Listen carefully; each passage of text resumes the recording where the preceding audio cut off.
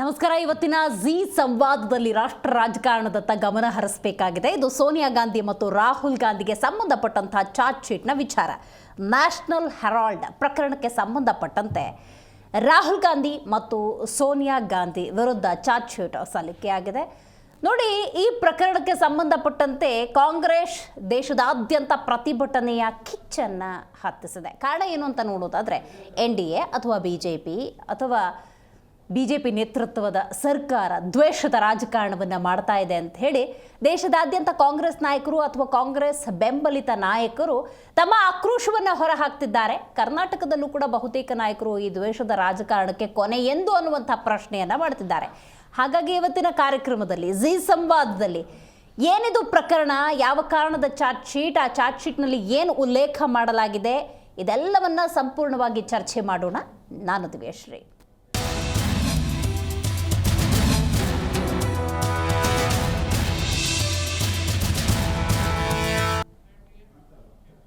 ಕಾಂಗ್ರೆಸ್ ಬಹುತೇಕ ಸಂದರ್ಭಗಳಲ್ಲಿ ಬಿಜೆಪಿಯ ದ್ವೇಷದ ಅಥವಾ ಸೇಡಿನ ರಾಜಕಾರಣದ ಬಗ್ಗೆ ಉಲ್ಲೇಖ ಮಾಡಿದೆ.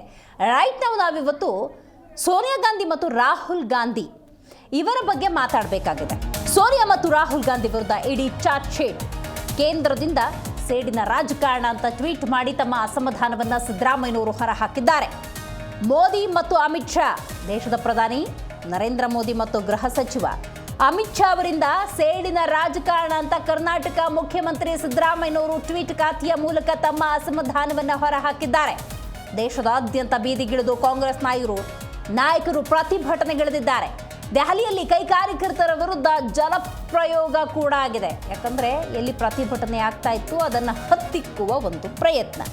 ವಿರೋಧದ ಧ್ವನಿಯನ್ನು ಸಹಿಸೋದಿಲ್ಲ ಅನ್ನುವ ಕೇಂದ್ರದ ಎಚ್ಚರಿಕೆಯ ಸಂದೇಶ ಈ ಮೂಲಕ ಆಗಿದೆ. ಖರ್ಗೆ ಅಂದರೆ ಮಲ್ಲಿಕಾರ್ಜುನ ಖರ್ಗೆ, DK ಶಿವಕುಮಾರ್, ಪ್ರಿಯಾಂಕ್ ಖರ್ಗೆ, ಮುಖ್ಯಮಂತ್ರಿ ಸಿದ್ದರಾಮಯ್ಯ ಸೇರಿದಂತೆ ಹಲವರು ತಮ್ಮ ಆಕ್ರೋಶವನ್ನು ಹೊರಹಾಕಿದ್ದಾರೆ. ಕೇಂದ್ರ ಸರ್ಕಾರದ ವಿರುದ್ಧ AICC ನಾಯಕರು ತಮ್ಮ ಅಸಮಾಧಾನವನ್ನು ಹೊರಹಾಕಿದ್ದಾರೆ. ಬಟ್ ಇದು ಏನು ಪ್ರಕರಣ, ಇದನ್ನು ನಾವು ನೋಡಬೇಕಾಗತ್ತೆ. ಯಾವ ಹಣದ ವರ್ಗಾವಣೆ ಇಲ್ಲಾಯಿತು, ಎಷ್ಟು ಪ್ರಮಾಣದಲ್ಲಾಯಿತು, ಅಲ್ಲಿ ಸೋನಿಯಾ ಮತ್ತು ರಾಹುಲ್ ಗಾಂಧಿ ಯಾವ ಶೇರನ್ನು ಹೊಂದಿದ್ರು, ಎಷ್ಟು % ಹೊಂದಿದ್ರು, ಇದೆಲ್ಲವೂ ಕೂಡ ಬಹಳ ಮುಖ್ಯ. ಸೊ ಆ ನಿಟ್ಟಿನಲ್ಲೂ ಕೂಡ ಒಂದಷ್ಟು ಮಾಹಿತಿ ಇದೆ, ಅದನ್ನು ಕೂಡ ನಾವಿಲ್ಲಿ ನೋಡಬೇಕಾಗತ್ತೆ. ಬಟ್ ಇಲ್ಲಿ ನಾವು ಗಮನಿಸಬೇಕಾದ ಒಂದು ಅಂಶ ಅಂತ ಹೇಳಿದ್ರೆ, ಈ BJP ಅಂದಾಗ ಒಂದು ಪ್ರಬಲ ಪ್ರತಿಪಕ್ಷವನ್ನು ಸೃಷ್ಟಿಯಾಗೋದಕ್ಕೆ ಬಿಡೋದಿಲ್ಲ ಅನ್ನುವಂಥ ಗಂಭೀರ ಆರೋಪ ಇದೆ. ದೇಶದಾದ್ಯಂತ ಎಲ್ಲೇ ಕಾಂಗ್ರೆಸ್ ಅಥವಾ ಕಾಂಗ್ರೆಸ್ ಬೆಂಬಲಿತ ಪಕ್ಷ ಅಧಿಕಾರವನ್ನು ಹಿಡಿಯುತ್ತೆ ಅಂದರೆ ಅದನ್ನು ಹತ್ತಿಕ್ಕುವ ಅಥವಾ ಬೆಳೆಯುವ ಮುನ್ನವೇ ಚಿವುಟುವ ಕೆಲಸ ಈ ED ಅಥವಾ CBI ಅಸ್ತ್ರ ಪ್ರಯೋಗದ ಮೂಲಕ ಆಗತ್ತೆ ಅನ್ನುವಂತಹ ಕೆಲವೊಂದು ಗಂಭೀರ ಮತ್ತು ಸೂಕ್ಷ್ಮ ಆರೋಪಗಳಿಗೆ ಇಂಬು ಕೊಟ್ಟಂತಿದೆ, ಮತ್ತೊಮ್ಮೆ ಇಂಬು ಕೊಟ್ಟಂತಿದೆ. ಹಾಗಾಗಿ ಏನಿದು ಪ್ರಕರಣ, ಏನು ಸೋನಿಯಾ ಗಾಂಧಿ ಮತ್ತು ರಾಹುಲ್ ಗಾಂಧಿ ಅವರ ಪಾತ್ರ ಏನು, ಇದೆಲ್ಲವನ್ನು ನೋಡಬೇಕಾಗುತ್ತೆ. ಬಟ್ ಈ ಪ್ರಕರಣದಲ್ಲಿ A1 ಯಾರು ಅಂದರೆ Sonia Gandhi, A2 Rahul Gandhi. National Herald ಪ್ರಕರಣದ ಅಕ್ರಮ ಹಣ ವರ್ಗಾವಣೆಯ ಕೇಸ್ ಇದು. ದೆಹಲಿ ಕೋರ್ಟ್ಗೆ ಜಾರಿ ನಿರ್ದೇಶನಾಲಯ ಆರೋಪ ಪಟ್ಟಿಯನ್ನು ಸಲ್ಲಿಕೆ ಮಾಡಿದೆ. ನ್ಯಾಷನಲ್ ಹೆರಾಲ್ಡ್ ಪ್ರಕರಣದಲ್ಲಿ EDಯಿಂದ ಚಾರ್ಜ್ ಶೀಟ್ ಸಲ್ಲಿಕೆಯಾಗಿರೋದು. ಕೋರ್ಟ್ಗೆ ಈಗಾಗಲೇ ಆ ಚಾರ್ಜ್ ಶೀಟನ್ನು ಸಲ್ಲಿಕೆ ಮಾಡಲಾಗಿದೆ. ಯಾರ್ಯಾರ ವಿರುದ್ಧ ಅಂತ ನೋಡೋದಾದರೆ ಸೋನಿಯಾ ಗಾಂಧಿ, ರಾಹುಲ್ ಗಾಂಧಿ, ಸ್ಯಾಮ್ ಪಿತ್ರೋಡಾ ಇವರ ವಿರುದ್ಧ ಚಾರ್ಜ್ ಶೀಟ್ ಸಲ್ಲಿಕೆಯಾಗಿದೆ. ಇದಕ್ಕೆ ಸಂಬಂಧಪಟ್ಟಂತೆ ನಾವು ನೋಡ್ತಾ ಹೋಗೋದಾದರೆ, ಮೊದಲನೇದಾಗಿ ಈ ಪ್ರಕರಣದಲ್ಲಿ A1 ಸೋನಿಯಾ ಗಾಂಧಿ, A2 ಇಲ್ಲಿ ರಾಹುಲ್ ಗಾಂಧಿ. ಹಾಗಾದರೆ ಇದಕ್ಕೆ ಸಂಬಂಧಪಟ್ಟಂತೆ ರಾಜ್ಯದ ಕಾಂಗ್ರೆಸ್ ನಾಯಕರು ಯಾವ ರೀತಿ ಅಸಮಾಧಾನವನ್ನು ಹೊರಹಾಕಿದ್ದಾರೆ, ವಿಶೇಷವಾಗಿ ಪ್ರಿಯಾಂಕ್ ಖರ್ಗೆ ಮಾತಾಡಿದ್ದಾರೆ, ಬನ್ನಿ ನೋಡೋಣ. ಕಳೆದ 11 ವರ್ಷದಿಂದ ಕೇಂದ್ರ ಸರ್ಕಾರದಲ್ಲಿ BJP ಬಂದಾಗಿಂದ IT EDಯನ್ನು ಒಂದು ರಾಜಕೀಯ ಅಸ್ತ್ರವಾಗಿ ಬಳಸ್ಕೊತಾ ಇದ್ದಾರೆ. ಇಷ್ಟು ವರ್ಷ ಆಯಿತು, ಇಲ್ಲಿ ತನಕನೂ ಕೂಡ ಎಲ್ಲಿ ಮನಿ ಲಾಂಡ್ರಿಂಗ್ ಆಗಿದೆ, ಹೇಗಾಗಿದೆ, ಯಾಕಾಗಿದೆ ಅಂತ ಪ್ರೂವ್ ಮಾಡಲಿಕ್ಕೆ ಆಗ್ತಾ ಇಲ್ಲ ಅವ್ರ ಕಡೆಯಿಂದನೂ. ಇದು AJL ಇರ್ಬೋದು, ನ್ಯಾಷನಲ್ ಹೆರಾಲ್ಡ್ ಇರ್ಬೋದು, ಬೇರೆ ಸಂಸ್ಥೆಗಳಿರ್ಬೋದು, ಇವೆಲ್ಲನೂ ನಾಟ್ ಫಾರ್ ಪ್ರಾಫಿಟ್ ಇದೆ. ₹1 ಕೂಡ ಅವರು ಡಿವಿಡೆಂಡ್ ತೊಗೊಳಂಗಿಲ್ಲ, ಸ್ಯಾಲ್ರಿ ತೊಗೊಳಂಗಿಲ್ಲ. ಆದರೂ ಕೂಡ ಇವರು IT EDದವರು ವೈಯಕ್ತಿಕ ರಾಜಕೀಯ ದ್ವೇಷವನ್ನು ಸಾಧಿಸಲಿಕ್ಕೆ ಇವತ್ತು ಬಿ ಜೆ ಪಿ ಅವರಿಂದ ನೇರವಾಗಿ ಆರ್ಡರ್ಸ್ ತಗೊತಾ ಇದ್ದಾರೆ. ಯಾವಾಗ ಮೋದಿ ಅವರ ಜನಪ್ರಿಯತೆಗೆ ಸಂಕಷ್ಟ ಎದುರಾಗುತ್ತೆ, ಬೆಲೆ ಏರಿಕೆ ಬಗ್ಗೆ ಪ್ರಶ್ನೆ ಮಾಡ್ತಾರೆ ಜನರು, ಯಾವಾಗ ಉತ್ತರ ಭಾರತದಲ್ಲಿ ಚುನಾವಣೆಗಳಿರ್ತವೆ, ಯಾವಾಗ ಜನಪ್ರಿಯತೆ ಕುಸಿತ ಆಗುತ್ತೆ ಬಿ ಜೆ ಪಿಯವ್ರದ್ದು, ಆವಾಗ ಮಾತ್ರ ಇವರಿಗೆ IT, ED, Robert Vadra, Rahul Gandhi ಅವರು, ಸೋನಿಯಾ ಗಾಂಧಿ ಅವ್ರ ನೆನ್ಪು ಬರ್ತಾರೆ. ಇವರು ಇಷ್ಟು ವರ್ಷದಿಂದ ಏನು ಮಾಡಿದ್ದಾರೆ ಹೇಳಿ? ಇವಾಗ ಇಲ್ಲಿ ತನಕ ಏನಾದರೂ ನಿಮಗೆ ಡಾಕ್ಯುಮೆಂಟ್ ಸಿಕ್ಕಿದೆಯಾ? ಸ್ಪಷ್ಟತೆ ಸಿಕ್ಕಿದೆಯಾ? ಯಾಕೆ ಚಾರ್ಜ್ ಶೀಟ್ ಮಾಡ್ತಾ ಇದ್ದಾರೆ ಅಂತ? ಮನಿ ಲಾಂಡ್ರಿಂಗ್ ಎಲ್ಲಾಯಿತು? ಲ್ಯಾಂಡ್ ಡೀಲ್ ಎಲ್ಲಾಯಿತು? ಯಾವ ದೇಶಕ್ಕೆ ಹೋಯಿತು? ಯಾವ ದೇಶದಿಂದ ಬಂತು? ಇವರಿಗೆ ವೈಯಕ್ತಿಕ ಲಾಭ ಹೇಗಾಯಿತು ಅಂತ ಒಂದು ಕಡೆ ಒಂದು ಸಾಲನ ಕೊಟ್ಟಿದ್ದಾರೆ ಹೇಳಿ ಇಲ್ಲಿ ತನಕ? ಸೊ ಆದ್ದರಿಂದ ಇವತ್ತು ಮೋದಿಯವರ ಜನಪ್ರಿಯತೆ ಏನು ಕುಸಿತ ಆಗ್ತಾ ಇದೆ, ಬೆಲೆ ಏರಿಕೆಯಿಂದ ಜನರು ಏನು ರೊಚ್ಚಿಗೆದ್ದಿದ್ದಾರೆ, ಬಿಹಾರ್ ಚುನಾವಣೆ ಇದೆ, ಇಲ್ಲಿ ಟ್ರಂಪ್ ಸರ್ಕಾರದಿಂದ ಏನು ನಮ್ಮ ಸರ್ಕಾರ ಮೇಲೆ ಇವತ್ತು ತೆರಿಗೆ ದಾಳಿ ನಡೆದಿದೆ, ಇವೆಲ್ಲನೂ ಮುಚ್ಚಾಕಲಿಕ್ಕೆ ಇವತ್ತು ಒಂದು ಪ್ರಯತ್ನ ಇದ್ರ ಮುಖಾಂತರ ನಡೆದಿದೆ ಅಷ್ಟೇ. ಹೌದು, ಈಗ ನಾನು ಕೇಳಿದ್ದೀನಲ್ಲ ಸರ್, ಒಂದು ಹೇಳಿಬಿಡಲಿ ಅವರು. ಮನಿ ಲಾಂಡ್ರಿಂಗ್ ಅಂತ ಇದ್ದಾರೆ, ಎಲ್ಲಾಗಿದೆ, ಹೇಗಾಗಿದೆ, ಯಾವ ದೇಶದಿಂದ ಬಂದಿದೆ, ಯಾವ ದೇಶಕ್ಕೆ ಹೋಗಿದೆ? ಒಂದು ದಶಕ ಆಯಿತು ಸರ್ ಇದೇ ಹೇಳ್ತಾ ಇದ್ದಾರಲ್ಲ. ಚಾರ್ಜ್ ಶೀಟ್ ಸಲ್ಲಿಸ್ತೀನಿ ಅಂತ ಇದ್ದಾರೆ, ಕೊಡಬೇಕಲ್ಲ ಏನಾದರೂ ಅಲ್ಲಿ. ರಾಬರ್ಟ್ ವಾದ್ರಾ ಅವ್ರಿಗೆ ಮತ್ತೊಮ್ಮೆ ಕರಿತಾರೆ. ಈಗ ರಾಬರ್ಟ್ ವಾದ್ರಾ ಅವರಿಗೆ ಎಷ್ಟು ಸರಿ ಕರೆಸಿದ್ರು ಹೇಳಿ? ಅವ್ರಿಗೆ ಏನಂತ ಹೇಳಿದ್ರು? ನಾವು ಜೈಲಿಗೆ ಹಾಕ್ತೀವಿ ಅಂತ ಹೇಳಿದ್ರು. ನಿಮ್ಗೆ ನೆನಪಿದೆಯಾ? 11 ವರ್ಷದ ಹಿಂದೆ ಇದ್ರ ಮೇಲೆ ಇವ್ರು ಚುನಾವಣೆ ನಡೆಸಿದಲ್ವಾ? CWG, ಏನೋ ನಿಮ್ಮ ಕಾಮನ್ವೆಲ್ತ್ ಗೇಮ್ಸ್ ಇರ್ಬೋದು, 2G ಸ್ಕ್ಯಾಮ್ ಇರ್ಬೋದು, ಅತ್ಯಂತ ಭ್ರಷ್ಟ ಸರ್ಕಾರ UPA ಸರ್ಕಾರ ಅಂತ ಹೇಳಿದವರು ಇವತ್ತು ಯಾವುದಾದ್ರೂ ಒಂದನ ಪ್ರೂವ್ ಆಗಿದೆ ಹೇಳಿ ಇವತ್ತು? ಸೊ ಅದರಿಂದ ನಾನು ಹೇಳ್ದಂಗೆ ಇದು ಮೋದಿ ಅವರು ಅವರವರ ರಾಜಕೀಯ ಅಸ್ತಿತ್ವ ಯಾವಾಗ ಪ್ರಶ್ನೆ ಮಾಡ್ತಾರೆ ಜನರು, ಆವಾಗ ಇದೆಲ್ಲನೂ ಬರುತ್ತೆ.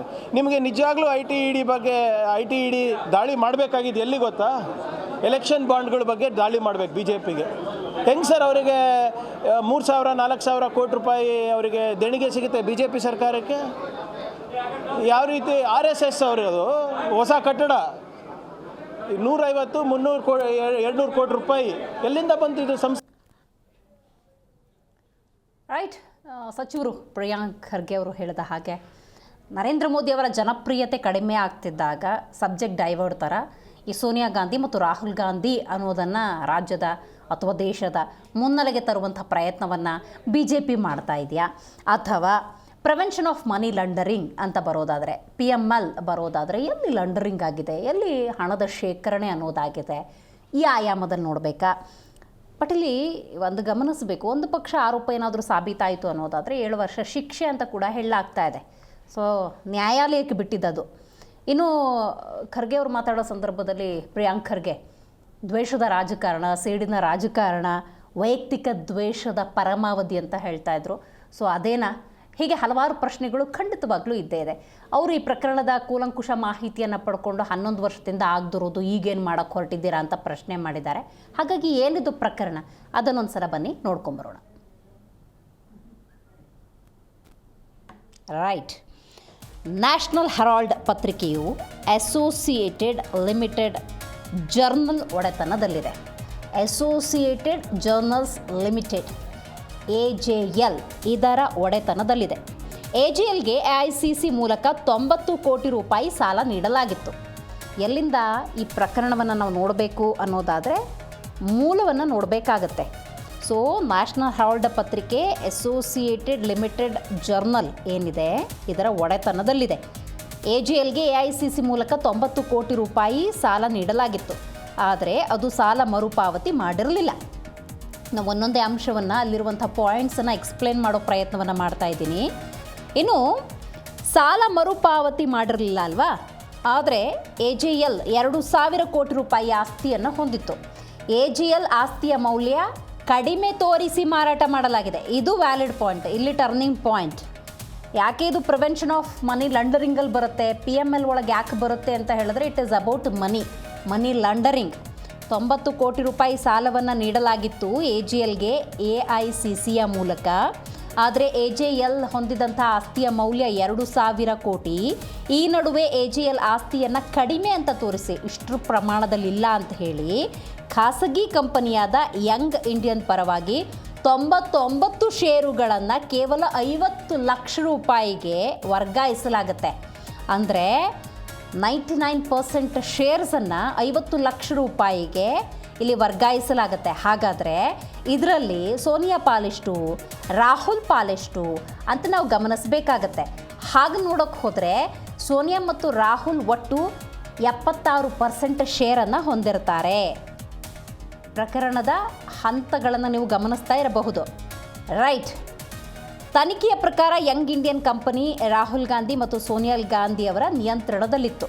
ಸೊ ತನಿಖೆಯ ಪ್ರಕಾರ ಅಲ್ಲಿರುವಂಥ ಆಧಾರ ಎಲ್ಲ ನೋಡಿ ಹೋಗೋದಾದರೆ ಇಲ್ಲಿ ಈ Young Indian company Rahul Gandhi ಮತ್ತು ಸೋನಿಯಾ ಗಾಂಧಿ ಅವರ ನಿಯಂತ್ರಣದಲ್ಲೇ ಇತ್ತು ಅನ್ನೋದು ತನಿಖೆಯಿಂದ ಗೊತ್ತಾಗಿದೆ. ಉಳಿದ 24 ಶೇರ್ ಯಾರು ಹೊಂದಿದ್ರು? ನಾನು 76% ಬಗ್ಗೆ ಮಾತಾಡಿದೆ. ಉಳಿದ 24% ಶೇರ್ ಏನಿದೆ ಅದು ಸೋನಿಯಾ ಗಾಂಧಿ, ರಾಹುಲ್ ಗಾಂಧಿ ಆಪ್ತರು ಅಂತ ಏನು ಕರೆಸ್ಕೊಳ್ತಾರೆ, ದಿವಂಗತ ಮೋತಿಲಾಲ್ ವೋಹ್ರಾ ಮತ್ತು ದಿವಂಗತ ಆಸ್ಕರ್ ಫರ್ನಾಂಡಿಸ್ ಇವರು ಹೊಂದಿದ್ರು ಅಂತ. ಇದೆಲ್ಲದರ ಜೊತೆಗೆ ನೋಡಿ, AJL ಆಸ್ತಿ ಕಬಳಿಸೋದಕ್ಕೆ ನಡೆದ ಅಕ್ರಮ ಯಾವ ರೀತಿ ಇತ್ತು ಅನ್ನೋದಕ್ಕೆ ಇಷ್ಟೋ ತನಕ ನಾನು ಎಕ್ಸ್ಪ್ಲೇನ್ ಮಾಡಿದ ಒಂದೊಂದೇ ಅಂಶಗಳನ್ನು ಗಮನಿಸಬಹುದು. BJPಯ ಸುಬ್ರಮಣಿಯನ್ ಸ್ವಾಮಿ 2014ರಲ್ಲಿ ಇದನ್ನೇ ಉಲ್ಲೇಖ ಮಾಡಿ ದೂರನ್ನು ದಾಖಲು ಮಾಡಿರ್ತಾರೆ. ಇನ್ನು ಪಟಿಯಾಲ ಹೌಸ್ ಕೋರ್ಟ್ ತನಿಖೆಗೆ ಆದೇಶವನ್ನು ಕೊಟ್ಟಿರುತ್ತೆ. ಯಾವಾಗ ದೂರು ದಾಖಲಾಗುತ್ತೆ, ದೊಡ್ಡ ದೊಡ್ಡ ವ್ಯಕ್ತಿಗಳ ವಿಚಾರ, ಸಣ್ಣ ಪುಟ್ಟ ಪ್ರಮಾಣದಲ್ಲಿ ಇದೇನು ಆಗೋದಿಲ್ಲ. ಸೊ ಹಾಗಾಗಿ ನ್ಯಾಯಾಲಯದಿಂದಲೇ ಬಂದಂತಹ ಆದೇಶ ತನಿಖೆ ಅನ್ನುವಂಥದ್ದು, ತನಿಖೆ ಆಗಬೇಕು, ಪ್ರಕರಣದ ಸತ್ಯಾಸತ್ಯತೆ ಅನ್ನೋದು ಹೊರಗೆ ಬರಬೇಕು ಅನ್ನುವಂಥ ನಿಟ್ಟಿನಲ್ಲಿ ಸುಬ್ರಮಣಿಯನ್ ಸ್ವಾಮಿ ಕೊಟ್ಟಂತಹ ದೂರಿನ ಆಧಾರದಲ್ಲಿ ಪಟಿಯಾಲ ಹೌಸ್ ಕೋರ್ಟ್ ತನಿಖೆಗೆ ಆದೇಶವನ್ನು ಕೊಡುತ್ತೆ. ರೈಟ್, ತನಿಖೆ ನಡೆಸುವಂತೆ ಇಡಿಗೆ ಆದೇಶವನ್ನು ಕೋರ್ಟ್ ಕೊಟ್ಟಿರುತ್ತೆ. ನೋಡಿ, ಇಲ್ಲಿ ಗಮನಿಸಬೇಕು, ಕಾಂಗ್ರೆಸ್ ನಾಯಕರು ಬಹುತೇಕರು ಸೇರಿದ ಹಾಗೆ ಪ್ರಿಯಾಂಕ್ ಖರ್ಗೆ ಏನು ಮಾತಾಡಿದ್ರು? BJP ED ಅನ್ನುವಂಥ ಅಸ್ತ್ರ ಪ್ರಯೋಗ ಮಾಡುತ್ತೆ, CBI ಅನ್ನುವಂಥ ಅಸ್ತ್ರ ಪ್ರಯೋಗವನ್ನು ಮಾಡುತ್ತೆ. ಈ ರೀತಿ ಹಲವಾರು ವಿಚಾರಗಳಿದ್ದಾವೆ. ಅದನ್ನು ಬಹುತೇಕರು ತಮ್ಮ ಮಾತುಗಳಲ್ಲಿ ಹೇಳ್ತಾ ಇದ್ದಾರೆ. ಬಟ್ ಇಲ್ಲಿ ನ್ಯಾಯಾಲಯದಿಂದ ಬಂದಿರುವಂತಹ ಆದೇಶವನ್ನು ಗಮನಿಸಬೇಕು. EDಗೆ ನ್ಯಾಯಾಲಯ ಆದೇಶವನ್ನು ಕೊಟ್ಟಿದೆ. 2021ರಲ್ಲಿ ತನ್ನ ತನಿಖೆಯನ್ನು ED ಆರಂಭ ಮಾಡಿದೆ. ಸೊ ಇದು ಏನೇನು ಡೆವಲಪ್ಮೆಂಟ್ಸ್ ಈ ಪ್ರಕರಣಕ್ಕೆ ಸಂಬಂಧಪಟ್ಟಂತೆ ಆಯಿತು ಅನ್ನುವಂಥದ್ದು.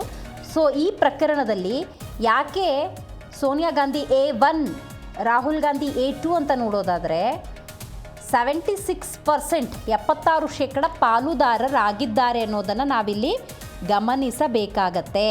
ಯಂಗ್ ಇಂಡಿಯನ್ ಕಂಪನಿ ಏನಿತ್ತು ಅದು ಯಾರ ನಿಯಂತ್ರಣದಲ್ಲಿತ್ತು? ಇದೇ ಸೋ ಕಾಲ್ಡ್ ಲೀಡರ್ಸ್ ಅಂತ ಹೇಳಿ. ಅಕ್ರಮ ಆಗಿದೆಯಾ ಇಲ್ವಾ ಅಂತ ಗೊತ್ತಾಗಬೇಕು ಅನ್ನೋದಾದರೆ ತನಿಖೆ ಸೂಕ್ತ ರೀತಿಯಲ್ಲಿ ಆಗಬೇಕು. ಸೊ ಒಂದು ಕಡೆ ಯಾವುದೇ ರೀತಿ ಅಕ್ರಮ ಆಗಿಲ್ಲ ಅನ್ನುವಂಥದ್ದು ಕಾಂಗ್ರೆಸ್ನ ವಾದವಾಗಿದ್ದರೆ, ಅಕ್ರಮವನ್ನು ಬಯಲಿಗೆ ತರುವಂಥ ಪ್ರಯತ್ನವನ್ನು ಮಾಡ್ತೀವಿ ಅಂತ BJP ನಿಂತಿರುವಂಥದ್ದು. ಇದರ ನಡುವೆ ಕಾನೂನಾತ್ಮಕ ಪ್ರಕ್ರಿಯೆಗಳು ಕೂಡ ನಡೆದಿದೆ. ED ತನಿಖೆಯನ್ನು ಮುಂದುವರಿಸಿ ಚಾರ್ಜ್ ಶೀಟನ್ನು ಸಲ್ಲಿಕೆ ಮಾಡಿರುವಂಥದ್ದು. ಇದನ್ನು ವೈಯಕ್ತಿಕ ದ್ವೇಷ, ಸೇಡು ಅಂತ ಕರೀತಿದ್ದಾರೆ.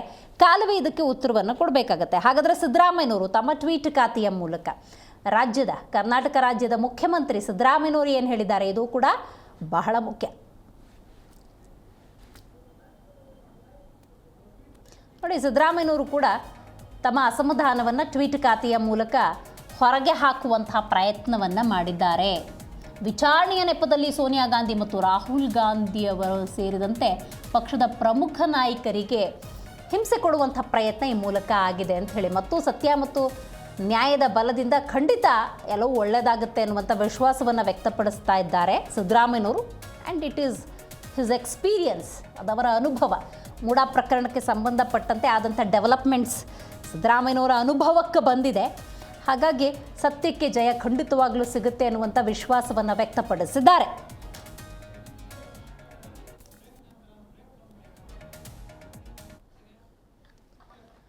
ಈ ಪ್ರಕರಣಕ್ಕೆ ಸಂಬಂಧಪಟ್ಟಂತೆ ಇನ್ ಡೀಟೇಲ್ ಆಗಿ ಚರ್ಚೆ ಮಾಡಲೇಬೇಕಾಗಿದೆ. ರೈಟ್, ಈಗಾಗಲೇ ನಾವು ಪ್ರಕರಣದ ಕುರಿತಂತೆ ಮಾತಾಡ್ತಾ ಇದ್ವಿ. ಈ ಪ್ರಕರಣ ಯಾಕೆ ಗಂಭೀರ ಅಂತ ಹೇಳಿದ್ರೆ, ಕಾಂಗ್ರೆಸ್ ನಾಯಕರಿಗೆ ಸಂಬಂಧಪಟ್ಟಿದ್ದು. ಈ ಪ್ರಕರಣದಲ್ಲಿ A1 ಸೋನಿಯಾ ಗಾಂಧಿ ಆದರೆ A2 ರಾಹುಲ್ ಗಾಂಧಿ. ಇನ್ನು ಈ ಒಂದು ಶೇರ್ ಅಂತ ನೋಡೋದಾದರೆ 76% ಹೊಂದಿದ್ದಾರೆ ಅನ್ನೋದು ತನಿಖೆಯಿಂದ ಗೊತ್ತಾಗಿರುವಂಥದ್ದು. ಮತ್ತು ಇವರ ಒಡೆತನಕ್ಕೆ ಸಂಬಂಧಪಟ್ಟಂಥ ಯಂಗ್ ಇಂಡಿಯಾ ಏನಿದೆ ಅವರ ನಿಯಂತ್ರಣದಲ್ಲಿತ್ತು ಅನ್ನುವಂಥ ಗಂಭೀರ ಆರೋಪ. ಇದೆಲ್ಲ ಬದಿಗಿಟ್ಟರು, ಅದೊಂದು ಪ್ರಕರಣ ಅಂತ ನೋಡಿದ್ರು ಕೂಡ ವೈ ನಾವ್? ಪ್ರಿಯಾಂಕ್ ಖರ್ಗೆ ಪ್ರಶ್ನೆ ಮಾಡಿದ್ರಲ್ಲ, ವೈ ನಾವ್? 11 ವರ್ಷದಿಂದ ಆಗದ್ದು ಈಗ ಆಗ್ತಿದೆ ಅಂತ ಹೇಳೋದಾದರೆ ಯಾವ ಕಾರಣಕ್ಕೆ? ಮತ್ತು ಪ್ರಿವೆನ್ಷನ್ ಆಫ್ ಮನಿ ಲಾಂಡರಿಂಗ್ ಅಂದರೆ ಯಾವ ಕಾರಣಕ್ಕೆ, ಸೂಕ್ತ ದಾಖಲೆಗಳು ಇಷ್ಟು ವರ್ಷ ಸಿಗಲೇ ಇಲ್ವಾ, ಮತ್ತು ನರೇಂದ್ರ ಮೋದಿಯವರ ಅಥವಾ ಬಿ ಜೆ ಪಿಯ ಜನಪ್ರಿಯತೆ ಏನಾದರೂ ಕಡಿಮೆ ಆಗಿದೆಯಾ, ಅದಕ್ಕೆ ಡೈವರ್ಟಿಂಗ್ ದ ಸಬ್ಜೆಕ್ಟ್. ಹೀಗೆ ಹಲವಾರು ಪ್ರಶ್ನೆಗಳಿದ್ದಾವೆ. ಬಗ್ಗೆ ಮಾತಾಡಲಿಕ್ಕೆ ಮೊದಲನೇದಾಗಿ ನಮ್ಮ ಕಾರ್ಯಕ್ರಮದಲ್ಲಿ ಎ ಪಿ ವಕ್ತಾರಾಗಿರುವಂಥ ರವೀಶ್ ದಾಸಪ್ಪ ಅವರಿದ್ದಾರೆ. ನಮಸ್ಕಾರ. ಇನ್ನು ಜೆ ಡಿ ಎಸ್ ವಕ್ತಾರಾಗಿರುವಂತಹ ಸೈಯದ್ ತಹಸಿನ್ ಅವರು ಝೂಮ್ನಿಂದ ಕನೆಕ್ಟ್ ಆಗ್ತಾ ಇದ್ದಾರೆ. ನಮಸ್ಕಾರ ಸೈಯದ್ ಅವ್ರಿಗೆ. ನಮಸ್ಕಾರ ಮೇಡಮ್. Okay, right sir. ಹಾಗೆ ಸಂಪರ್ಕದಲ್ಲಿರಿ, ನಿಮ್ಮ ಜೊತೆ ನಾನು ಮಾತಾಡ್ತೀನಿ. ಇನ್ನು ಕಾಂಗ್ರೆಸ್ ವಕ್ತಾರಾಗಿರುವಂತಹ ಶರವಣ ಅವರು ಝೂಮ್ನಿಂದ ಕನೆಕ್ಟ್ ಆಗ್ತಾ ಇದ್ದಾರೆ. ನಮಸ್ಕಾರ ಶರವಣ ಅವ್ರಿಗೆ. ಓಕೆ, ಶರವಣ ಅವರೇ ಮಾತಾಡ್ತೀನಿ, ಹಾಗೆ ಸಂಪರ್ಕದಲ್ಲಿರಿ. ರವೀಶ್ ಅವರೇ, ಪ್ರಿಯಾಂಕ್ ಖರ್ಗೆ ಅವ್ರು ಮಾತಾಡಿದ್ದನ್ನು ನೀವು ಗಮನಿಸಿದ್ರಿ. 2,000 ಕೋಟಿ 76% ಶೇರ್ ಹೋಲ್ಡರ್, ಅಲ್ಲೇನೋ ಅಕ್ರಮ ಆಗಿದೆ ಅಂದಾಗ PML ಬಂದೇ ಬರುತ್ತೆ, ಆ್ಯಕ್ಟ್ ಬಂದೇ ಬರುತ್ತೆ, ಆ್ಯಂಡ್ ಕೋರ್ಟಿಂದ ಬಂದಿರುವಂತಹ ಆದೇಶ. ಬಟ್ ಇಲ್ಲಿ ಪ್ರಿಯಾಂಕ್ ಖರ್ಗೆ ಅವರು ಮಾತಾಡಬೇಕಾದ್ರೆ ಸೇಡಿನ ರಾಜಕಾರಣ, ದ್ವೇಷದ ರಾಜಕಾರಣ, ಇದು ಇನ್ನೆಷ್ಟು ಬಲಿಯಾಗಬೇಕು, ಈ ಥರದ್ದು ಒಂದಷ್ಟು ಸ್ಟೇಟ್ಮೆಂಟ್ಗಳನ್ನು ಕೊಟ್ಟರು. ಈ ಪ್ರಕರಣದ ತನಿಖೆ, ಕಾಂಗ್ರೆಸ್ನ ಸ್ಟೇಟ್ಮೆಂಟ್ಗೆ ಸಂಬಂಧಪಟ್ಟಂತೆ ನಿಮ್ಮ ರಿಯಾಕ್ಷನ್ ಏನು? ಮೇಡಮ್, ಇದೇನಾಗಿದೆ, ವಿನಾಶಕಾಲ ವಿಪರೀತ ಬುದ್ಧಿ ಅನ್ನೋಗಿದೆ. ಬಿಜೆಪಿ ಅವರು ದ್ವೇಷ ಅಸೂಯೆನ ಉತ್ತುಂಗಕ್ಕೆ ತಗೊಂಡೋಗ್ತಾ ಇದ್ದಾರೆ. ಯಾಕೆ ಅಂದರೆ ಅವ್ರು ಹೇಳಿರೋದ್ರಲ್ಲಿ ಸತ್ಯ ಇದೆ. 10-11 ವರ್ಷಗಳಿಂದ ಇವರು ಸುಮ್ಮನೆ ಕೂತ್ಕೊಂಡಿದ್ರು. ಈ ಸಮಯಕ್ಕೆ ತಂದಿದ್ದಾರೆ ಇದನ್ನ ಅಂದರೆ ಇದರಲ್ಲಿ 100% ದ್ವೇಷದ ರಾಜಕೀಯ ಇದೆ. ಈಗ ನೀವು ನೋಡಿ, ಎಷ್ಟು ನಮ್ಮ ದೇಶದಲ್ಲಿ ಪಬ್ಲಿಕ್ ಪ್ರಾಪರ್ಟಿಗಳನ್ನ ಹೆಂಗೆ ಇವರವ್ರ ಅನುಕೂಲ ತಕ್ಕನಾಗ ಹೆಂಗೆ ಎಲ್ಲ ಮಾರಾಟ ಮಾಡ್ಕೊಬಂದ್ರು ಅಂತ ನಾನು ಹೇಳ್ತೀನಿ. BSNLನ ಮಾರಿದ್ರು, ಆ ಪ್ರಾಪರ್ಟಿನ ಮಿಸ್ಯೂಸ್ ಮಾಡ್ಕೊಂಡಿದ್ದಾರೆ. ಆಮೇಲೆ ನ್ಯಾಷನಲ್ ಟೆಕ್ಸ್ಟೈಲ್ ಪಾರ್ಕಲ್ಲಿರ್ತಕ್ಕಂಥ ಎಷ್ಟೊಂದು ಪ್ರಾಪರ್ಟಿನ ಮಿಸ್ಯೂಸ್ ಮಾಡ್ಕೊಂಡಿದ್ದಾರೆ. ಒಟ್ಟಲ್ಲಿ ಇವರು BJPಯವರು ಅತಿ ಹೆಚ್ಚು ದ್ವೇಷನ ಜಾಸ್ತಿ ಸಾಧಿಸ್ತಾ ಇದ್ದಾರೆ. 11 ವರ್ಷದಿಂದ ಸುಮ್ಮನೆ ಕೂತ್ಕೊಂಡಿದ್ರು. ಈಗ ಅವ್ರನ್ನ ಇದನ್ನು ಮುನ್ನೆಲೆಗೆ ತರ್ತಾ ಇದ್ದಾರೆ. ಏನಕ್ಕೆ ಈ ಮಾತು ಹೇಳ್ತಾ ಇದ್ದೀನಿ ಅಂದರೆ, ದೇಶದಲ್ಲಿ ಮೋದಿ ಅವ್ರದ್ದು ಪ್ರಭಾವ ಕಡಿಮೆ ಆಗ್ತಾ ಇದೆ, ವಾಸ್ತವ ಕಡಿಮೆ ಆಗ್ತಾಯಿದೆ. ಇಲ್ಲಿ ಏನಾಗಿದೆ, ಹಿಂದ ಮತ್ತು ಅಹಿಂದ ಥರ ಆಗ್ಬಿಟ್ಟಿದೆ. ಈಗ ನೋಡಿ, ರಾಹುಲ್ ಗಾಂಧಿಯವರು ಜಾತಿ ಗಣತಿ ಮಾಡೋಕ್ಕೆ ಹೊರಟಿದ್ದಾರೆ ಇಡೀ ದೇಶ ತುಂಬ. ಇಲ್ಲಿ ಕರ್ನಾಟಕದಲ್ಲಿ ಇವರು ಜಾತಿ ಗಣತಿನ ಮಾಡೋದಕ್ಕೆ ಒಂದು ಸ್ಟೆಪ್ ಇಟ್ಟಿದ್ದಾರೆ. ಅಂದರೆ ದೇಶದಲ್ಲಿ ಏನಾಗಿದೆ ಅಂತಂದರೆ, ಹಿಂದುಳಿದ ವರ್ಗಗಳ ಆಯೋಗಗಳು ಅವ್ರಿಗೆ ವೋಟಿನ ಸಂಖ್ಯೆ ಕಡಿಮೆ ಆಗ್ತಾ ಇದೆ BJPಗೆ. ಓಕೆ, ಹೌದು, ಹಿಂದುಳಿದ ವರ್ಗಗಳ ಓಟುಗಳ ಸಂಖ್ಯೆ ಕಡಿಮೆ ಆಗಿದೆ. ಅದು ಮತ್ತೆ ಇವರು ಮುನ್ನೆಲೆಗೆ ತರೋಕ್ಕೋಸ್ಕರ ಇವರು ಏನಾದ್ರು ಒಂದು ಹೊಸದು ಏನಾದ್ರು ಚಾಲ್ತಿಗೆ ಮಾಡಬೇಕು, ಜನಗಳ ದಾರಿ ತಪ್ಪಿಸ್ಬೇಕು. ಮತ್ತು 11 ವರ್ಷಗಳಿಂದ ಏನು ನ್ಯಾಷನಲ್ ಹೆರಾಲ್ಡ್ ಸ್ಕ್ಯಾಮ್ ಅಂತ ಏನು ಇವರು ಹೇಳಿದ್ರಲ್ಲ, ಅದನ್ನ ಈಗ ಮುನ್ನೆಲೆಗೆ ತಗೊಂಬಂದು ಜನಗಳ ದಾರಿ ದಿಕ್ಕು ತಪ್ಪಿಸಿ ಮತ್ತೆ ಇವ್ರ ಪ್ರಭಾವನ ಹೆಚ್ಚಿಸ್ಕೊಳ್ಳೋಕ್ಕೋಸ್ಕರ ವಿರೋಧ ಪಕ್ಷ ಏನು ಇವಾಗ ಪ್ಯಾನ್ ಇಂಡಿಯಾ ಎಕ್ಸೆಪ್ಟ್ BJP ಹೊರತುಪಡಿಸಿ ಬೇರೆ ಬೇರೆ ಪಕ್ಷಗಳನ್ನ ಇವ್ರಿಗೆ ಯಾರು ಸಿದ್ಧಾಂತವಾದ ಅವ್ರನ್ನ ವಿರೋಧ ಮಾಡ್ತಾ ಇದ್ದಾರೆ, ಅವ್ರನ್ನ ಟಾರ್ಗೆಟ್ ಮಾಡ್ಕೊಂಡು ಒಬ್ಬೊಬ್ಬರನ್ನೇ ಮಟ್ಟ ಹಾಕೊಂಬರ್ತಾರೆ. ಅದರಲ್ಲಿ ಸ್ವಲ್ಪ ಯಶಸ್ವಿನೂ ಆಗಿದ್ದಾರೆ ಇವರು. ಈಗ ಉದಾಹರಣೆ, ನಮ್ಮ ಕೇಜ್ರಿವಾಲ್ ಅವ್ರನ್ನೂ ಸಹ ಇವರು ಒಂದು ಸುಳ್ಳು ಆರೋಪದ ಮೇಲೆ ಈಗ ಇದೇನದು ಅಬಕಾರಿ ಇಲಾಖೆಯಲ್ಲಿ ಅವ್ಯವಹಾರ ಆಗಿದೆ ಅಂತ ಹೇಳ್ಬಿಟ್ಟು ಅವ್ರನ್ನೂ ಸಹ ತಾತ್ಕಾಲಿಕವಾಗಿ ಅವರು ಹಿನ್ನಡೆ ಮಾಡಿದ್ದಾರೆ. ಬಟ್ ಇದು ಜಾಸ್ತಿ ದಿನ ನಡೆಯಲ್ಲ. ಒಂದಲ್ಲ ಒಂದಿನ ದೇಶದ ಜನರಿಗೆ ಸತ್ಯ ಅರಿವಾಗುತ್ತೆ. ಇವ್ರು ಮಾಡ್ತಾ ಇರ್ತಕ್ಕಂಥ ಅಕ್ರಮಗಳು ಮತ್ತು ದ್ವೇಷ, ಅಸೂಯೆ ಇದೆಲ್ಲಕ್ಕೂ ಜನ ಮುಂದಿನ ಚುನಾವಣೆಗಳಲ್ಲಿ ತಕ್ಕ ಪಾಠ ಕೊಡ್ತಾರೆ. ಅದು ಜನರಿಗೆ ಅರಿವಾಗ್ತಾ ಇದೆ. ಈಗ ಕ್ಷಣಕ್ಕೆ ಎಲ್ಲ ಕಾಲಕ್ಕೂ ಎಲ್ರಿಗೂ ಯಾಮಾರ್ಸೋಕ್ಕಾಗಲ್ಲ. ಕೆಲವೊಂದೊಂದು ಕಾಲದಲ್ಲಿ ಕೆಲವೊಂದು ಮಾತ್ರ ಯಾಮಾರಿಸ್ಬೋದು ಅಷ್ಟೇ. ಒಂದಲ್ಲ ಒಂದು ದಿನ ಸತ್ಯ ಜನಕ್ಕೆ ಗೊತ್ತಾಗಲೇಬೇಕು. ಇದು ತುಂಬ ಅಸೂಯೆ, ದ್ವೇಷ ಜಾಸ್ತಿ ಆಗ್ತದೆ. ಇದಕ್ಕೆ ಜನ ಯಾವುದೇ ಪ್ರಕರಣ ಅಂತ ತಗೊಂಡ್ರು ಕೂಡ ED ಎಂಟ್ರಿ ಕೊಟ್ಟರು, CBI ಬಂದರು, SIT ರಚನೆ ಆದ್ರೂ, ಪೊಲೀಸ್ ಇನ್ವೆಸ್ಟಿಗೇಷನ್ ಆದರೂ ಕೂಡ ಅಲ್ಟಿಮೇಟ್ಲಿ ಅವರೊಂದು ರಿಪೋರ್ಟನ್ನ ಕೊಡ್ಬೋದು, ನ್ಯಾಯಾಲಯ ಅದನ್ನು ತೀರ್ಮಾನ ಮಾಡಬೇಕಾಗತ್ತೆ. ನೀವು ಹೇಳಿದ್ದು ಒಂದು ಆಯಾಮ. ಇನ್ನೊಂದು ಆಯಾಮದಲ್ಲಿ ನಾವು ನೋಡೋದೇ ಆದರೆ, ಈ ಪ್ರಕರಣದಲ್ಲಿ ತಪ್ಪು ಅಂತ ಏನಾದರೂ ಸಾಬೀತಾಯಿತು ಅಂತ ಹೇಳಿದ್ರೆ 7 ವರ್ಷಗಳ ಕಾಲ ಜೈಲು ಶಿಕ್ಷೆಯನ್ನು ಅನುಭವಿಸಬೇಕಾಗುತ್ತೆ. ರವೀಶ್ ಅವರೇ, ಮೇಡಮ್, ಕಾನೂನಿಗಿಂತ ದೊಡ್ಡವರು ಯಾರಿಲ್ಲ ಈ ದೇಶದಲ್ಲಿ. ಯಾರೇ ಆಗಿರ್ಬೋದು, ಎಲ್ರಿಗೂ ಒಂದೇ ಕಾನೂನಿದೆ. ಒಂದು ವೇಳೆ ಆ ಥರ ತೀರ್ಮಾನ ಬಂದರೆ ಅದನ್ನು ಅವ್ರು ಅನುಭವಿಸ್ಲೇಬೇಕು. ಆದರೆ ಇದರಲ್ಲಿ ದ್ವೇಷ ಇದೆ ಅನ್ನೋದಕ್ಕೆ ಎಲ್ರಿಗೂ ಜಗಜ್ಜಾಹೀರ್ ಆಗಿದೆ. ಅದು ಈಗ ಇಷ್ಟು ದಿವಸ ಏನು ಈಗ ಎಷ್ಟೊಂದು ನ್ಯಾಯಾಲಯಗಳಲ್ಲಿ ಎಷ್ಟೊಂದು ಕೇಸ್ಗಳು ಇನ್ನೂ ಪೆಂಡಿಂಗ್ ಇದೆ. ಇದುವರೆಗೂ ಯಾವುದು ಕೇಸ್ನ ಇವರು 14 ವರ್ಷ ಆಗ್ತಾ ಬಂದಿದೆ, 12-13 ವರ್ಷ ಆಗಿದೆ ಇವರು ಕೇಂದ್ರ ಸರ್ಕಾರದ ಆಡಳಿತಕ್ಕೆ ಬಂದು. ಯಾವುದು ಒಂದೇ ಒಂದು ಕೇಸ್ನ ಇವರು ತಾತ್ವಿಕ ಅಂತಿಗೆ ತಗೊಂಡೋಗಿಲ್ಲ. ಯಾಕೆ ನ್ಯಾಯಾಂಗ ಇಲಾಖೆಯಲ್ಲಿ ಎಷ್ಟೊಂದು ಕೇಸ್ ಪೆಂಡಿಂಗ್ ಇದೆ. ಯಾಕೆ ಇವರು ಮುನ್ನೆಲೆಗೆ ತಂದ್ಬಿಟ್ಟು ಬೇಗ ಕೇಸ್ಗಳನ್ನ ಇತ್ಯರ್ಥ ಮಾಡಲ್ಲ ಅಂದರೆ ಇದು ಇವ್ರಿಗೆ ಬೇಕು. ಅವ್ರಿಗೆ ಅವಶ್ಯಕತೆ ಇದ್ದಾಗ ಯಾವ್ದಾದ್ರು ಕೇಸ್ ಓಪನ್ ಮಾಡೋದು, ಪ್ರಯೋಗ ಮಾಡೋದು, ಅಲ್ಲಿ ಅವ್ರನ್ನ ವಿರೋಧ ಪಕ್ಷಗಳನ್ನ ಬಾಯಿ ಮುಚ್ಚಿಸೋದು, ಮತ್ತೆ ಇವ್ರಿಗೆ ಯಾವಾಗ ಅವಶ್ಯಕತೆ ಅವ್ರು ಬಿಟ್ಟು ಬಿಡೋದು. ಅದೇ ಇವರು ಅಭ್ಯಾಸ ಮಾಡ್ಕೊಂಡು ಬಂದಿದೆ 12 ವರ್ಷಗಳಿಂದ. ಇದು ನಿರಂತರವಾಗಿ ಇವ್ರಿಗೆ ಎಲ್ಲಿವರೆಗೂ ಅಧಿಕಾರದ ಹಿಂಗೆ ಮಾಡ್ತಾನೆ ಇರ್ತಾರೆ. ವಿರೋಧ ಪಕ್ಷಗಳ ಹಣಿಯೋದಕ್ಕೆ ಇವ್ರ ಹತ್ರ ಇರೋ ಬ್ರಹ್ಮಾಸ್ತ್ರಗಳಿವು. Okay, right. ಸೈಯದ್ ಅವರೇ, ನೀವು ಗಮನಿಸಿದ್ರಿ ಅನ್ಸುತ್ತೆ, AP ವಕ್ತಾರರು ರವೀಶ್ ಅವರು ಇದು ದ್ವೇಷದ ರಾಜಕಾರಣ, ತಮಗೆ ಅಧಿಕಾರ ಇರೋವರೆಗೂ ಇಂಥ ಅಸ್ತ್ರಗಳನ್ನು ಪ್ರಯೋಗ ಮಾಡ್ತಿದ್ದಾರೆ, ಬಟ್ ಇದು ಜಾಸ್ತಿ ಟೈಮ್ ನಡೆಯೋದಿಲ್ಲ ಅಂತ ಹೇಳಿದರು ಸೈಯದ್ ಅವರೇ. ಮತ್ತು ಸಿದ್ದರಾಮಯ್ಯನವರು ಇವತ್ತು ಟ್ವೀಟ್ ಖಾತೆಯ ಮೂಲಕ ಉಲ್ಲೇಖ ಮಾಡಿದ್ದನ್ನು ನಾನಿಲ್ಲಿ ಹೇಳ್ತಾ ಇದ್ದೀನಿ. ಸತ್ಯ ಮತ್ತು ನ್ಯಾಯದ ಬಲದಿಂದ ಖಂಡಿತವಾಗ್ಲೂ ಈ ಪ್ರಕರಣದಲ್ಲಿ ಜಯ ಸಿಗುತ್ತೆ ಸೋನಿಯಾ ಗಾಂಧಿ ಮತ್ತು ರಾಹುಲ್ ಗಾಂಧಿ ಅವರಿಗೆ ಅಂತ ಹೇಳಿದ್ದಾರೆ. ಏನಂತೀರಿ ಸೈಯದ್ ಅವರೇ? ಮೊದಲನಾಗಿ ಮೇಡಮ್ ಒಂದು ಮಾತಾಡಕ್ ಬಯಸ್ತೀನಿ. ಓಕೆ, ಇವಾಗ ಹೆಂಗ ಹೋಗಿದೆ ಅಂದ್ರೆ ಕಾಂಗ್ರೆಸ್ ಅವರು ತಪ್ಪು ಮಾಡೋದು, ಕಾನೂನುವಾಗಿ ನಮ್ಗೆ ಜಯ ಸಿಗುತ್ತೆ ಅನ್ನೋದು. ನನಗೆ ಅರ್ಥನೇ ಆಗಲ್ಲ ಇದ್ರ ಏನ್ ಅರ್ಥ ಅಂತ. ಅಂದ್ರೆ 10 ವರ್ಷ ಆಗ್ಲಿ 12 ವರ್ಷ ಆಗ್ಲಿ ನೀವು ಏನಾದ್ರು ಹಗರಣ ಮಾಡಿದ್ರೆ ಅದಕ್ಕೆ ತನಿಖೆ ಮಾಡಬಾರ್ದು ಅಂತ ಏನಾದ್ರು ಇದೆಯಾ? ಆಯ್ತು, ದೇಶದ ರಾಜಕೀಯಕ್ಕೆ ಬಂದ್ರೆ ನಮ್ಮ ಭಾರತದ ಇತಿಹಾಸದಲ್ಲಿ ಅತಿ ಹೆಚ್ಚಿಗೆ ಮಾಡಿರೋದಂದ್ರೆ ಕಾಂಗ್ರೆಸ್ ಪಕ್ಷ. ಅದು ತಿಳ್ಕೋಬೇಕು. It is A history. Indira Gandhi ಅವರು ಎಮರ್ಜೆನ್ಸಿ ಅದೇನ್ ದೇಶದ ರಾಜಕೀಯ ಅಲ್ವಾ ಮೇಡಮ್? ಅದು ಅದಕ್ಕಿಂತ ದೊಡ್ಡ ದೇಶದ ರಾಜಕೀಯ ಯಾವ್ದಾದ್ರು ಅವರು ಅದನ್ನೇ ಮಾಡೋರು, ನೀವು ಅದೇ ಮಾಡೋರು, ಏನ್ ವ್ಯತ್ಯಾಸ ಇದೆ ಸೈಯದ್ ಅವರೇ? ಅದಕ್ಕೆ ತಾನೇ ಜನ ನೀವು ಅದ್ ಮಾಡಬಾರ್ದು ಅಂತ ತಾನೇ ನಿಮ್ಗೆ ಅಧಿಕಾರ ಕೊಟ್ಟಿರೋದು. ಓ, ರಕ್ತಕ್ಕೆ ರಕ್ತನೇ ಉತ್ತರ ಅಲ್ವಲ್ಲ? ಒಂದ್ ನಿಮಿಷ ನೀವು ಮಾತಾಡುವಾಗ ನಾನು ಸುಮ್ನೆ ಕುಂತಿದ್ದೆ. ಕೂತಿದ್ರ ಇಲ್ಲ ಅಂತ ಇಲ್ಲ, ಬಟ್ ನೀವು ಅದನ್ನೇ ನೀವು ಅಧಿಕಾರ ಚೆನ್ನಾಗಿ ಕೊಡ್ಲಿ, ರಾಷ್ಟ್ರ ಜನತೆಗೆ ಒಳ್ಳೇದಾಗ್ಲಿ ಅಂತ ನಿಮ್ಮನ್ನ ಅಧಿಕಾರಕ್ಕೆ ತಗೊಬಂದ್ರೆ ನೀವು ಅದೇ ದ್ವೇಷನ ಮುಂದುವರ್ಸ್ಕೊಂಡ್ರೆ ಏನ್ ವ್ಯತ್ಯಾಸ ನಿಮ್ಗೆ ಮತ್ತೆ ಆ ಪಕ್ಷದವ್ರಿಗೆ? ಆಪೋಳೆ ಇವಾಗ ನೀವು ಹೇಳಿದ್ರಲ್ಲ, ನಿನ್ನೆ ನಿಮ್ಮ ಕುಚಿಕು ರಾಹುಲ್ ಗಾಂಧಿ ಅವರು ಹೇಳಿದ್ದಾರೆ ನಿಮ್ಮ ಕೇಜ್ರಿವಾಲ್ ಬಗ್ಗೆ, ಅಬಕಾರಿಯಲ್ಲಿ ಸಿಕ್ಕಾಕೊಂಡು ಏನಾಗೋಯ್ತು ಅಂತ. ಬೇಕಾದ್ರೆ ಸರ್ ಅದೇ ಸರ್ ಲೋಕತಂತ್ರ, ಜನತಂತ್ರ. ಅದೇ ಯಾರೇ ತಪ್ಪು ಮಾಡಿದ್ರು ನೀವು ಅದನ್ನ ವಿರೋಧಿಸಬೇಕು. ಆದ್ರೆ ದ್ವೇಷ ರಾಜಕೀಯ ಮಾಡಿಕೊಂಡು ಅವ್ರನ್ನ ಸ್ವತಂತ್ರ ಸಂಸ್ಥೆಗಳನ್ನ ದುರ್ಬಳಕೆ ಮಾಡಿಕೊಂಡು ನೀವು ಅವ್ರನ್ನ ಜೈಲ್ಗೆ ಹಾಕೋದು ಅಥವಾ ಅವ್ರನ್ನ ಉದ್ದೇಶಪೂರ್ವಕವಾಗಿ ಅವ್ರ ರಾಜಕೀಯ ಶಕ್ತಿಯಿಂದ ಕುಂದಿಸೋದಲ್ಲ, ಅದು ಟೀಕೆ ಮಾಡಬೇಕು. ನಿಮ್ಗೆ ಕೇಳೋದು ತಾಳ್ಮೆ ಇರ್ಲಿ. ನಿಮ್ಮ ಕುಚಿಕು ದೋಸ್ತ್ ರಾಹುಲ್ ಗಾಂಧಿ ನಿಮ್ಮ ಕೇಜ್ರಿವಾಲ್ಗೆ ಟೀಕೆ ಮಾಡಿದ್ದಾರೆ. ಇನ್ನ ನೀವು ಅವ್ರ ಪರ ಬಯಸ್ಕೊಂಡು ಮಾತಾಡ್ತೀರಂದ್ರೆ ನನಗೆ ನಗು ಬರುತ್ತೆ. ಸರ್ ನಾವು ನ್ಯಾಯದ ಪರ ಮಾತಾಡ್ತಾ ಇದ್ದೀವಿ ಸರ್. ಕಾಂಗ್ರೆಸ್ ಅಲ್ಲಿ ಒಂದು ಇಂಡಿಪೆಂಡೆಂಟ್ ಆಗಿರಿ, ಇಲ್ಲ ಕಾಂಗ್ರೆಸ್ ಹೋಗಿ ಸೇರ್ಕೊಳ್ಳಿ, ಎರಡರಲ್ಲಿ ಒಂದ್ ಮಾಡಿ. ಇವಾಗ ನಿಮ್ಮ ರಾಹುಲ್ ಗಾಂಧಿ ಅವರೇ ನಿಮ್ಮ ಕೇಜ್ರಿವಾಲ್ಗೆ ಟೀಕೆ ಮಾಡಿದ್ದಾರೆ, ಅವಮಾನ ಮಾಡಿದ್ದಾರೆ. ಈ ಪ್ರಕರಣಕ್ಕೆ ಬನ್ನಿ. ಆಯ್ತಾ ಮೇಡಮ್? ಇವಾಗ ವಿಷಯ ಏನಂದ್ರೆ ದೇಶದ ರಾಜಕೀಯ ಅಧಿಕವಾಗಿ ಮಾಡಿರೋದೇ ಕಾಂಗ್ರೆಸ್ ಅವರು. ಇಲ್ಲಿ ಮೂಡ ಸ್ಕ್ಯಾಮ್ ಅಲ್ಲಿ ಸಿಕ್ಕಾಕೊಂಡು ಇಡೀ ಜಗಜ್ಜಾಹಿರ ಎಲ್ರಿಗೂ ಗೊತ್ತಾಗಿದೆ, ಪಬ್ಲಿಕ್ ಡೊಮೇನ್ ಅಲ್ಲಿ ಇದೆ ಯಾವ್ಯಾವ ತರ ಮಿಸ್ಯೂಸ್ ಆಗಿದೆ ಅಂತ. ಈ SIT ಟೀಮ್ ಅವರು ಎಷ್ಟು ಚೆನ್ನಾಗಿ ಇನ್ವೆಸ್ಟಿಗೇಷನ್ ಮಾಡಿದ್ದಾರೆ ಅಂತ ಇಡೀ ಕರ್ನಾಟಕ ಜನರು ನೋಡಿದ್ದಾರೆ. ಕೋರ್ಟ್ ಅಲ್ಲಿ ಪ್ರೊಸೀಡಿಂಗ್ಸ್ ಹೆಂಗಾಯ್ತು, ಕೋರ್ಟ್ ಅಲ್ಲಿ ಪ್ರೊಸೀಡಿಂಗ್ಸ್ ಇಡೀ ನಿಮ್ಮ ಮಾಧ್ಯಮದಲ್ಲಿ ಲೈವ್ ಟೆಲಿಕಾಸ್ಟ್ ಮಾಡಿದ್ದೀರಿ. ಇಷ್ಟೆಲ್ಲ ಆದ್ರೂ SIT ಅವರು ಎಂತ ರಿಪೋರ್ಟ್ ಕೊಟ್ಟಿರೋ ಅದು ಗೊತ್ತಿರೋಂತ ವಿಷಯ. ಅಂದ್ರೆ ಅವ್ರ ದುರ್ಬಳಕೆ ಇವ್ರು ಹೆಂಗ್ ಮಾಡ್ತಾರೆ ಅಂತ. ಇವಾಗ ಮಾಡಿರೋ ಹಗರಣ ಮುಂದಕ್ಕೆ ಬರ್ಲೇಬೇಕು. ಅದಕ್ಕೆ ದೇಶದ ರಾಜಕೀಯ ಅಂದ್ರೆ ಇವಾಗ ಇಲ್ಲಿ ಕರ್ನಾಟಕದಲ್ಲಿ ನೀವು ಮಾಡ್ತಾ ಇಲ್ವಾ? 84, 85ರಲ್ಲಿ ಕುಮಾರಸ್ವಾಮಿ ಅವರು ಸ್ವಯಂ ಅವ್ರು ದುಡ್ಡಿನ ಖರೀದಿ ಮಾಡಿರೋ ಆಸ್ತಿ ಮೇಲೆ ಇವಾಗ 4 ಎಕರೆ, ಕೇವಲ 4 ಎಕರೆ ಮಾಡ್ಕೊಂಡ್ಬಿಟ್ಟಿದ್ದೀರಿ ಅಂತ ಅವ್ರ ಮೇಲೆ ತೆಗ್ದಿದ್ದೀರಲ್ಲ.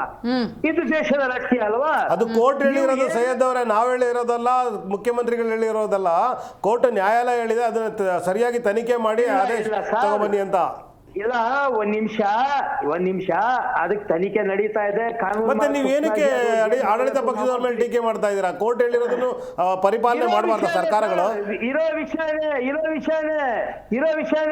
ಇವಾಗ ನೀವು ಇವ್ರ ಬಗ್ಗೆ ಮಾತಾಡ್ತಾ ಇದ್ದೀರಲ್ಲ, ಸಿದ್ದರಾಮಯ್ಯ ಬಗ್ಗೆ ಮಾತಾಡಿ, ಮೂಡದ್ ಬಗ್ಗೆ ಮಾತಾಡಿ, ವಾಲ್ಮೀಕಿ ಬಗ್ಗೆ ಮಾತಾಡಿ, ಅವ್ರ ಬಗ್ಗೆ ಅದ್ರ ಬಗ್ಗೆನೂ ಮಾತಾಡ್ತೀವಿ, ಖಂಡಿತವಾಗ್ಲೂ ಮಾತಾಡ್ತೀವಿ.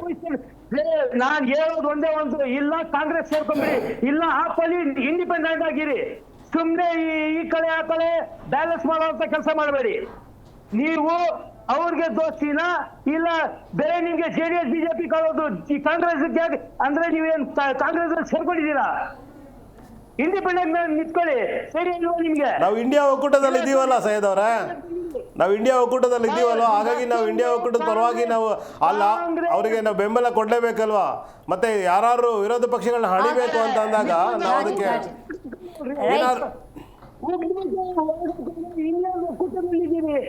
ಅಲ್ಲ ನಿಮ್ಮ ಡಬಲ್ ಸ್ಟ್ಯಾಂಡರ್ಡ್ ಅಲ್ಲಿ ನಿಮ್ಮ ಜೊತೆಲಿ ಇರ್ತೀವಿ ಅಂದ್ರೆ ಒಂದ್ ಕೆಲಸ ಮಾಡಿ, ನಿಮ್ಮ ಆಫೀಸಲ್ಲಿ ಕುತ್ಕೊಂಡು ಫಸ್ಟ್ ಚರ್ಚೆ ಮಾಡ್ಕೊಳ್ಳಿ, ಏನ್ okay okay fine fine fine. ಸ್ವಲ್ಪ ಡೈವರ್ಟ್ ಆಗ್ತಿದೆ ಸೈಯದ್ ಅವರೇ, ನಾವು ಆಪ್ ನಿರ್ಧಾರಗಳ ಬಗ್ಗೆ ಇನ್ನೊಂದ್ಸಲ ಮಾತಾಡೋಣ, ಓಕೆನಾ? ಆಪ್ ಯಾವ ತರ ಡಿಸಿಷನ್ ತಗೋಬೇಕು ಅಂತ. ಅದೇ ಇವ್ರಿಗೆ ಒಂದ್ ನಿಮಿಷ ಇಲ್ಲ ಅವರೇ ಮಾತಾಡ್ಕೊಳ್ಳಿ, ಇಲ್ಲ ನಾನ್ ಮಾತಾಡುವಾಗ ಸುಮ್ನೆ ಇರಕ್ಕೆ ಹೇಳಿ, ಇಲ್ಲ ಅವ್ರು ಮಾತಾಡಿದ್ರೆ ನಾನು ಮಾತಾಡಕ್ ಬಿಡಲ್ಲ ಆಮೇಲೆ.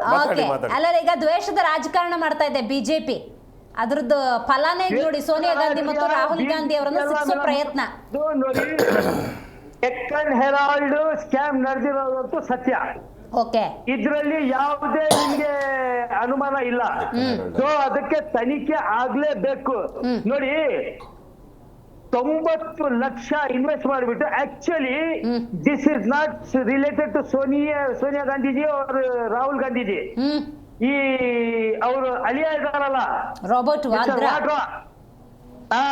ವಾದ್ರಾ ಫ್ಯಾಮಿಲಿ ಸ್ಕ್ಯಾಮ್ ಇದು. ಆಯ್ತು, ಹಂಗಾರೆ ಪಾಪ A1 A2 ಇವ್ರನ್ನ ಮಾಡ್ಬಿಟ್ರಲ್ಲ.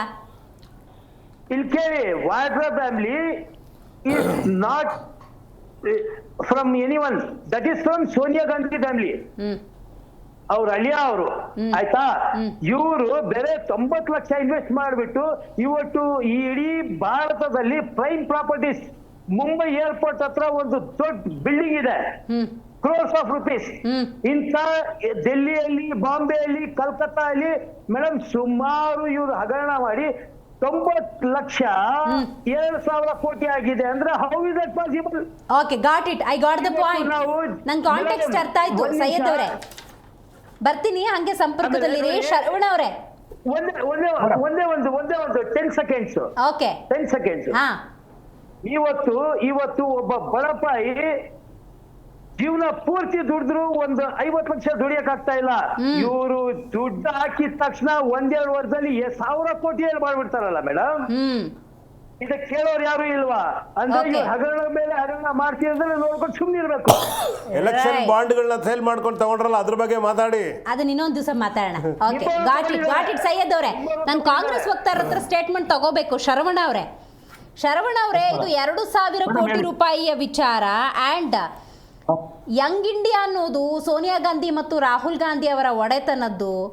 And moreover it is about huge money ಅಂದಾಗ ಅಲ್ಲಿ ಪ್ರಿವೆನ್ಷನ್ ಆಫ್ ಮನಿ ಲಾಂಡರಿಂಗ್ ಬರುತ್ತೆ. ಇದನ್ನ ಕಾಂಗ್ರೆಸ್ ಅಕ್ಸೆಪ್ಟ್ ಮಾಡ್ಬೋದಾಗಿತ್ತು, ಆದರೆ ವೈಯಕ್ತಿಕ ದ್ವೇಷದ ಪರಿಣಾಮ, ಪ್ರಭಾವ ಅಂತ ನೀವು ಹೇಳ್ತಾ ಇದ್ದೀರಿ. ಇದಕ್ಕೆ ನನಗೆ ಕ್ಲಾರಿಟಿ ಕೊಡಿ. ಅಟ್ ದ ಸೇಮ್ ಟೈಮ್ ಇದು ಬಿಜೆಪಿ ಆದೇಶ ಕೊಟ್ಟು ಆಗ್ತಿರುವಂಥ ತನಿಖೆಯ ನ್ಯಾಯಾಲಯದ ಆದೇಶವೇ? ಯಾವ ಆದೇಶದಿಂದ ತನಿಖೆ ಚಾರ್ಜ್ ಶೀಟ್ ಆಗಿರುವಂತದ್ದು ಶರವಣ ಅವರೇ? ಮೇಡಮ್, ಈಗಾಗಲೇ ತಾವುಗಳು ಬಹಳಷ್ಟು ನಿದರ್ಶನಗಳನ್ನ ನೋಡಿರ್ತೀರಾ. ಇವತ್ತಿನ ದಿವಸ 2014ರಿಂದ ಯಾವತ್ತು ಬಿಜೆಪಿ ಪಕ್ಷ ಈ ದೇಶದಲ್ಲಿ ಬಂತೋ ಅವತ್ತಿಂದ ಯಾವ ಇಂಡಿಪೆಂಡೆಂಟ್ ಏಜೆನ್ಸಿಗಳಿದೆ, ಸಿಬಿಐ ಇರ್ಬೋದು, ಇನ್ಕಮ್ ಟ್ಯಾಕ್ಸ್ ಇರ್ಬೋದು, ಇಡಿ ಇರ್ಬೋದು, ಪ್ರತಿಯೊಂದು ಅವ್ರ ಕೈಗೊಂಬೆ ಆಗ್ಬಿಟ್ಟಿದೆ. ಇವಾಗ ತಾವು ನೋಡಿರ್ಬೋದು, ಚೆನ್ನೈಯಲ್ಲಿ ನಡೆದಂತ ಒಂದು ಘಟನೆ, ಗವರ್ನರ್ ವಿಷಯದಲ್ಲಿ ಯಾವ ರೀತಿ ಸುಪ್ರೀಂ ಕೋರ್ಟ್ ಅವರು ಇಡಿಗೆ ಬೈದಿದ್ದಾರೆ ಅಂತ ಹೇಳ್ಬಿಟ್ಟು. ಅಂದ್ರೆ ಒಂದು ಇಂಡಿಪೆಂಡೆಂಟ್ ಬಾಡಿಯಾಗಿ ಕೆಲಸ ಮಾಡಬೇಕಾದಂತ ಒಂದು ಏಜೆನ್ಸಿ ಇವತ್ತು ಕೈಗೊಂಬೆ ಆಗ್ಬಿಟ್ಟಿದೆ. ಇವತ್ತು ಮೋದಿ ಅವರು ಆಗ್ಲೇ ನಮ್ಮ ಸ್ನೇಹಿತರು ಹೇಳಿದ್ರು, ಎಲ್ಲೆಲ್ಲ ಈ ರೀತಿ ಅಂತ ಆಪೋಸಿಷನ್ ಅವರು ಸ್ವಲ್ಪ ಸ್ಟ್ರಾಂಗ್ ಆಗ್ತಾರೋ ಅಥವಾ ಎಲ್ಲೆಲ್ಲ ಮೋದಿ ವೀಕ್ ಆಗ್ತಾರೋ ಅಲ್ಲಿ ಬ್ಯಾಟ್ರಿ ಚಾರ್ಜ್ ಮಾಡ್ಕೊಂತಾರೆ. ಹೆಂಗ್ ಚಾರ್ಜ್ ಮಾಡ್ತಾರೆ? ಆಪೋಸಿಟ್ ಅವ್ರ ಮೇಲೆ ಒಂದು ಆಪೋಸಿಟ್ ಇಡಿ ರೈಡ್ ಮಾಡೋದು, ಆಪೋಸಿಟ್ ಅವ್ರ ಮೇಲೆ ಒಂದು ಇನ್ಕಮ್ ಟ್ಯಾಕ್ಸ್ ರೈಡ್ ಮಾಡೋದು. ಇದೇ ರೀತಿಯಲ್ಲಿ ಇವ್ರು ಮಾಡ್ಕೊಂಡ್ ಬಂದಿರತಕ್ಕಂಥದ್ದು. ಇವಾಗ 11 ವರ್ಷ ಇಲ್ಲದೆ ಇರ್ತಕ್ಕಂಥದ್ದು. ಅಂದ್ರೆ ಶರವಣ ಅವರೇ, ನಿಮ್ಮ ಪ್ರಕಾರ ದೇಶದ ಜನ ಅಷ್ಟೊಂದು ಮುಗ್ಧರು, ಅಷ್ಟೊಂದು ದಡ್ಡರು ಅಂತ ಅವ್ರಿಗೆ ಪಾಪ ಏನು ಅರ್ಥ ಆಗಲ್ಲ. ಅವ್ರು ತಿಳ್ಕೊಂಡಿದ್ದಾರೆ, ಮೋದಿ ಅವ್ರು ತಿಳ್ಕೊಂಡಿರೋದೇ ಹಂಗೆ. ಅಲ್ಲ ಮೇಡಮ್, ಅಲ್ಲ ನಮ್ಮ JDS ವಕ್ತಾರರು ಹೇಳ್ತಾರಲ್ಲ, ಆಮ್ ಆದ್ಮಿ ಅವರು ನೀವ್ ಯಾಕೆ ಅವ್ರು ಸಪೋರ್ಟ್ ಮಾಡಿದ್ರೆ ಇವ್ರು ಸಪೋರ್ಟ್ ಅಲ್ಲ ರೀ. ಒಂದು ದೇಶದಲ್ಲಿ ಸೈಯದ್ ಅವರೇ, ನಂಗೆ ಶರವಣ ಅವ್ರದ್ದು ಸ್ಟೇಟ್ಮೆಂಟ್ ಬೇಕು, 1 ನಿಮಿಷ. ಓಕೆ ಶರವಣ ಅವರೇ, ಈ ರೀತಿ ಒಂದು ನಡೀತಾ ಇದೆ. ಇದ್ರ ಬಗ್ಗೆ ಧ್ವನಿ ಎತ್ತಾಡ ಏನು ಇಲ್ಲ. ಇವ್ರು ಏನಿದ್ರು, ಕುಮಾರಣ್ಣನ್ಗೆ ಏನ್ ಸೇಫ್ಟಿ ಆಗ್ಬೇಕು, ದೇವೇಗೌಡರಿಗೆ ಏನ್ ಸೇಫ್ಟಿ ಆಗ್ಬೇಕು, ಕುಮಾರಣ್ಣ ಅವ್ರ ಕುಟುಂಬ, ದೇವಣ್ಣನ ಅವ್ರ ಕುಟುಂಬ, ಆ ಸೇಫ್ಟಿಗೋಸ್ಕರ ಇವತ್ತು ಬಿಜೆಪಿ ಅವ್ರ ಜೊತೆಗೆ ಇವರು ಕೈ ಜೋಡಿಸಿರೋದು. ಯಾವುದೇ ಒಂದು ಕಾರ್ಯಕರ್ತನಿಗೂ ಇದರಿಂದ ಅನುಕೂಲ ಇಲ್ಲ. ಯಾವುದೇ ಒಂದು ಕಾರ್ಯಕರ್ತನ ಇದನ್ನ ಹೆಮ್ಮೆ ಪಡುವಂತ ವಿಷಯ ಅಲ್ಲ ಜೆಡಿಎಸ್ಗೆ. ಇದು ಅವರ ನಿಲುವು. ಈಗ ನಮ್ದು ಕ್ಲಿಯರ್ ಆಗಿದೆ ಮೇಡಮ್. ನಮ್ಮಲ್ಲಿ ಕ್ಲಿಯರ್ ಇದು ಸೇಡಿನ ರಾಜಕಾರಣ. ಇದು ಶರವಣ್ ಅವ್ರು ಮಾತಾಡ್ತಿದ್ದಾರೆ. ಸೈಯದ್ ಅವರೇ ಒಂದ್ ನಿಮಿಷ, 1 ಮಿನಿಟ್ ಇರಿ. ಇವತ್ತು ಪ್ರತಿಯೊಂದು ವಿರೋಧ ಪಕ್ಷದವರೇ ಎಲ್ಲಾ ರಾಜ್ಯದಲ್ಲೂ ಮಾಡ್ಕೊಂಡ್ ಬಂದಿದ್ದಾರೆ. ಹಾಗೆ ನಮ್ಮನ್ನು ಇಟ್ಕೊಂಡು ಮಾಡ್ಕೊಂಡ್ ಬಂದಿದ್ದಾರೆ ನಮ್ಮ ಮೇಲೇನು. ಫಾರ್ ಎಕ್ಸಾಂಪಲ್ ನೀವು ನೋಡಿ, ನಾನು ಇಷ್ಟು ದಿವಸ ನಿಮ್ಗೆ ಹೇಳಿದ್ದು ಏನಂತೇಳಿ, ಬರೀ ಇಡಿ, ಇನ್ಕಮ್ ಟ್ಯಾಕ್ಸ್, ಸಿಬಿಐ ಇದನ್ನೇ ಕೈಗೊಂಬೆ ಅಂತ. ಇತ್ತೀಚಿನ ದಿನಗಳು ತಾವು ನೋಡಿದೀರಾ, ಸುಪ್ರೀಂ ಕೋರ್ಟ್ ಹೋಗಿ ಸುಪ್ರೀಂ ಕೋರ್ಟ್ ಗವರ್ನರ್ಗೆ ಡೈರೆಕ್ಷನ್ ಕೊಡ್ತಾರೆ. ಆ ರೀತಿ ಗವರ್ನರ್ ಸಹ ನೀವು ಕೈಗೊಂಬೆ ಆಗಿ ರೈಟ್ ಶರವಣ ಅವರೇ, ಮಾತಾಡ್ತೀನಿ, ಹಂಗೆ ಸಂಪರ್ಕದಲ್ಲಿರಿ. Got it, I got the answer. So ಒಟ್ಟಾರೆ ಪ್ರಕರಣವನ್ನು ನಾವು ನೋಡ್ತಾ ಹೋಗೋದಾದರೆ, ನಾನು ಆಗಲೇ ಪ್ರಕರಣದ ಹಿನ್ನೆಲೆ, ರೈಟ್ ನಾವು ಸ್ಟೇಟಸನ್ನು ಈಗಾಗಲೇ ಎಕ್ಸ್ಪ್ಲೇನ್ ಮಾಡಿದ್ದೀನಿ. ಇಲ್ಲಿ ಪಕ್ಷಗಳ ವಕ್ತಾರರು ಅವರ ಮೂಗಿನ ನೇರಕ್ಕೆ ಮಾತಾಡೋದಕ್ಕಿಂತ ಹೆಚ್ಚಾಗಿ ಸತ್ಯ ಅನ್ನೋದು ಹೊರಗಡೆ ಬರಬೇಕಾಗುತ್ತೆ. ಅಂತಿಮವಾಗಿ ನ್ಯಾಯಾಲಯದ ನಿರ್ದೇಶನವನ್ನು ಪರಿಪಾಲನೆ ಮಾಡಬೇಕಾಗತ್ತೆ. ಆದರೆ ಇದಕ್ಕೆ BJP ವಕ್ತಾರರು ಏನು ಹೇಳ್ತಾರೆ, ಅವರು ಯಾವ ಆಯಾಮದಲ್ಲಿ ಈ ಪ್ರಕರಣವನ್ನು ತಗೊಂಡಿದ್ದಾರೆ, ದ್ವೇಷದ ರಾಜಕಾರಣವನ್ನು ಅವ್ರು ಮಾಡ್ತಿದ್ದಾರೆ, ಯಾವುದೇ ಒಂದು ಪ್ರಕರಣವನ್ನು ಇಟ್ಟುಕೊಂಡು ಆ ಪ್ರಕರಣದ ಮೂಲಕ ಪ್ರತಿಪಕ್ಷವನ್ನು ಹಣಿಯುವ ಪ್ರಯತ್ನ BJP ಕಡೆಯಿಂದ ಆಗ್ತಿದೆಯಾ ಅನ್ನೋದೇ ಸದ್ಯದ ಪ್ರಶ್ನೆ. ರೈಟ್, ಈ ಬಗ್ಗೆ ಮಾತಾಡಲಿಕ್ಕೆ ಈಗ ನಮ್ಮ ಕಾರ್ಯಕ್ರಮದಲ್ಲಿ BJP ವಕ್ತಾರರಾಗಿರುವಂಥ ನಾಗರಾಜ್ ನಾಯ್ಕ್ ಅವರಿದ್ದಾರೆ. ಸರ್ ನಮಸ್ಕಾರ. ಪ್ರಿಯಾಂಕ್ ಖರ್ಗೆ ಅವರು ಮಾತಾಡಿದ್ರು ಆಗಲೇ, ಬಹಳ ಅತ್ಯುತ್ತಮವಾದಂಥ ಸ್ಟೇಟ್ಮೆಂಟ್ಗಳು. 11 ವರ್ಷ ಆದಮೇಲೆ ಈ BJPಯವರಿಗೆ ನೆನಪಾಗಿದೆ, ಈ ಮೂಲಕ ಪ್ರತಿಪಕ್ಷಗಳನ್ನು ಅಥವಾ ಆ ನಾಯಕರನ್ನು ಹಣಿಯೋ ಪ್ರಯತ್ನ ಆಗುತ್ತೆ, ವೈಯಕ್ತಿಕ ಸೇಡಿನ ರಾಜಕಾರಣ ಇದು, ಈ ರೀತಿ ಒಂದಷ್ಟು ಸ್ಟೇಟ್ಮೆಂಟ್ ಕೊಟ್ಟಿದ್ದಾರೆ. ಅದಕ್ಕೆ ನಿಮ್ಮ ರಿಯಾಕ್ಷನ್ ಬೇಕು. ಆ್ಯಂಡ್ ಈ ಕೇಸ್ಗೆ ಸಂಬಂಧಪಟ್ಟಂತೆ ವಕೀಲರು ಕೂಡ ಆಗಿರೋದ್ರಿಂದಾಗಿ ಪ್ರಿವೆನ್ಷನ್ ಆಫ್ ಮನಿ ಲಾಂಡರಿಂಗ್ ಯಾವಾಗ ಬರುತ್ತೆ, ಯಾವಾಗ ಎಂಟ್ರಿ ಆಗ್ಬೋದು, ಇಡಿ ಯಾಕೆ ಬರುತ್ತೆ ಈ ಪ್ರಕರಣದಲ್ಲಿ ಅಂತ. ಪ್ರಿಯಾಂಕಾ ಖರ್ಗೆರವರು ಯಾವಾಗಲೂ ಅರ್ಧ ಸತ್ಯವನ್ನ ತೆರೆದಿಡ್ತಾರೆ. ಜನರಿಗೆ ಹೌದೌದು ಎನಿಸ್ಬೇಕು, ಇವರೇನೋ ದೊಡ್ಡ ಸತ್ಯವನ್ನ ಆಡ್ತಾ ಇದ್ದಾರೆ. 11 ವರ್ಷಗಳವರ ಸುದೀರ್ಘ ಅವಧಿಯವರೆಗೆ ನೀವು ಏನ್ ಮಾಡಿದ್ರಿ, ನೀವು ಏನು ಗುಡ್ಡ ಕಿತ್ತು ಹಾಕಿದ್ರ, ಆ ರೀತಿಯ ಮಾತನ್ನ ಜನರು ಭ್ರಮಿಸುವಷ್ಟರ ಮಟ್ಟಿಗೆ ಹೋಗ್ತಾರೆ. 11 ವರ್ಷ ಯಾಕೆ ಲೇಟ್ ಆಯ್ತು ಅಂತ ಹೇಳಿ ಇಡಿ ಡಿಪಾರ್ಟ್ಮೆಂಟ್ ಅನ್ನ ಅಥವಾ ಏನು ಚಾರ್ಜ್ ಶೀಟ್ ಹಾಕಿದೆಯಲ್ಲ ಅವರನ್ನ ಕೇಳುವಂತದ್ದಲ್ಲ. 11 ವರ್ಷ ಯಾಕೆ ಲೇಟ್ ಆಯ್ತು ಅಂತ ಹೇಳಿ ನಿಮ್ಮ ರಾಹುಲ್ ಗಾಂಧಿ ಅವ್ರನ್ನ ಕೇಳಬೇಕು, ಸೋನಿಯಾ ಗಾಂಧಿ ಅವ್ರನ್ನ ಕೇಳಬೇಕು. ಯಾಕಂತ ಹೇಳಿದ್ರೆ 2014ರಲ್ಲಿ ಪ್ರಪ್ರಥಮ ಬಾರಿಗೆ ಈ ಪ್ರಕರಣ ದಾಖಲಾಗಿರುವಂತ ಸಂದರ್ಭದಲ್ಲಿ ಅದನ್ನ ಸೆಕ್ಷನ್ 482 ಆಫ್ CRPC ಕೆಳಗೆ ಡೆಲ್ಲಿ ಹೈಕೋರ್ಟ್ ಮತ್ತು ಸುಪ್ರೀಂ ಕೋರ್ಟ್ನವರೆಗೆ ಆ FIR ಅನ್ನೇ ರದ್ದು ಮಾಡಬೇಕಂತ ಹೋದವರು ಯಾರು ಅಂತ ಹೇಳಿ ಪ್ರಿಯಾಂಕಾ ಖರ್ಗೆ ಅವರು ಸ್ವಲ್ಪ ಕಾಂಗ್ರೆಸ್ಸಿನ ಕೇಂದ್ರ ಕಚೇರಿಯಲ್ಲಿ ಡೆಲ್ಲಿ ಇದೆಯಲ್ಲ ಅವ್ರಿಗೊಂದು ಫೋನ್ ಕೇಳ್ಬಿಡ್ಲಿ, ಯಾಕೆ ಲೇಟ್ ಆಯ್ತು, ನಾವೇನು ಪಿಟಿಷನ್ ಹಾಕಿರ್ಲಿಲ್ವೇ, ಸುಮ್ಮನೆ ಕುಳಿತಿವೆ. ನಾನೇನಂತೀನಿ, ಒಂದು ವೇಳೆ ನೀವು ತಪ್ಪು ಮಾಡಲಿಲ್ಲ ಅಂತ ಹೇಳಿದ್ರೆ ನ್ಯಾಯಾಲಯಕ್ಕೆ ಬಂತು, ಅಧೀನ ನ್ಯಾಯಾಲಯಕ್ಕೆ ಪಟಿಯಾಲ ಹೌಸ್ ಕೋರ್ಟಿಗೆ ಬಂದು ನಾನೇನು ತಪ್ಪು ಮಾಡಲಿಲ್ಲ ಸ್ವಾಮಿ, ನಾವು ಟ್ರಯಲ್ ಅನ್ನ ಪೇಸ್ ಮಾಡ್ತೀನಿ ಅಂತ ಹೇಳಬೇಕಾಗಿತ್ತು. ಯಾಕೆ ಹೇಳಿಲ್ಲ ಅಂತ ಹೇಳಿದ್ರೆ ಅದನ್ನ ಪ್ರಾರಂಭಿಕ ಹಂತದಲ್ಲಿ ಅದರ ಕುತ್ತಿಗೆಯನ್ನ ಅದುಮಿ ಆ ಪ್ರಕರಣವನ್ನ ಕೊಂದು ಬಿಡಬೇಕು ಅನ್ನುವಂತ ಇರಾದೆ ಕಾಂಗ್ರೆಸ್ಸಿನವರಿಗಿತ್ತು. ಹಾಗಾಗಿ ಇಲ್ಲೊಂದು ಪಾಸ್ ತಗೋತೀನಿ. ಅಬಕಾರಿ ಆ ನೀತಿಯ ಅಕ್ರಮ ಹಣ ವರ್ಗಾವಣೆ ಪ್ರಕರಣದಲ್ಲಿ ಅರವಿಂದ ಕೇಜ್ರಿವಾಲ್ ಅವ್ರನ್ನ ಇದೇ BJP ಹಣಿಯುತ್ತೆ. ಮೂಡಾ ಪ್ರಕರಣಕ್ಕೆ ಸಂಬಂಧಪಟ್ಟಂಗೆ ಸಿದ್ದರಾಮಯ್ಯನವ್ರನ್ನ ಹಣಿಯುವ ಪ್ರಯತ್ನವನ್ನ ಮಾಡುತ್ತೆ. ಅಂದ್ರೆ ಒಂದು ದೇಶ ಅಂತ ತಗೊಂಡಾಗ ಎಲ್ಲಿ ಪ್ರತಿಪಕ್ಷಗಳ ಆಡಳಿತ ನಡೆಸ್ತಾ ಇದ್ದಾವೆ ಆ ರಾಜ್ಯಗಳು, ಆ ಪ್ರತಿಪಕ್ಷಗಳು ಸರ್ವನಾಶ ಆಗಬೇಕು. ಅದಕ್ಕೋಸ್ಕರವೇ ಈ ಇಡಿ CBI.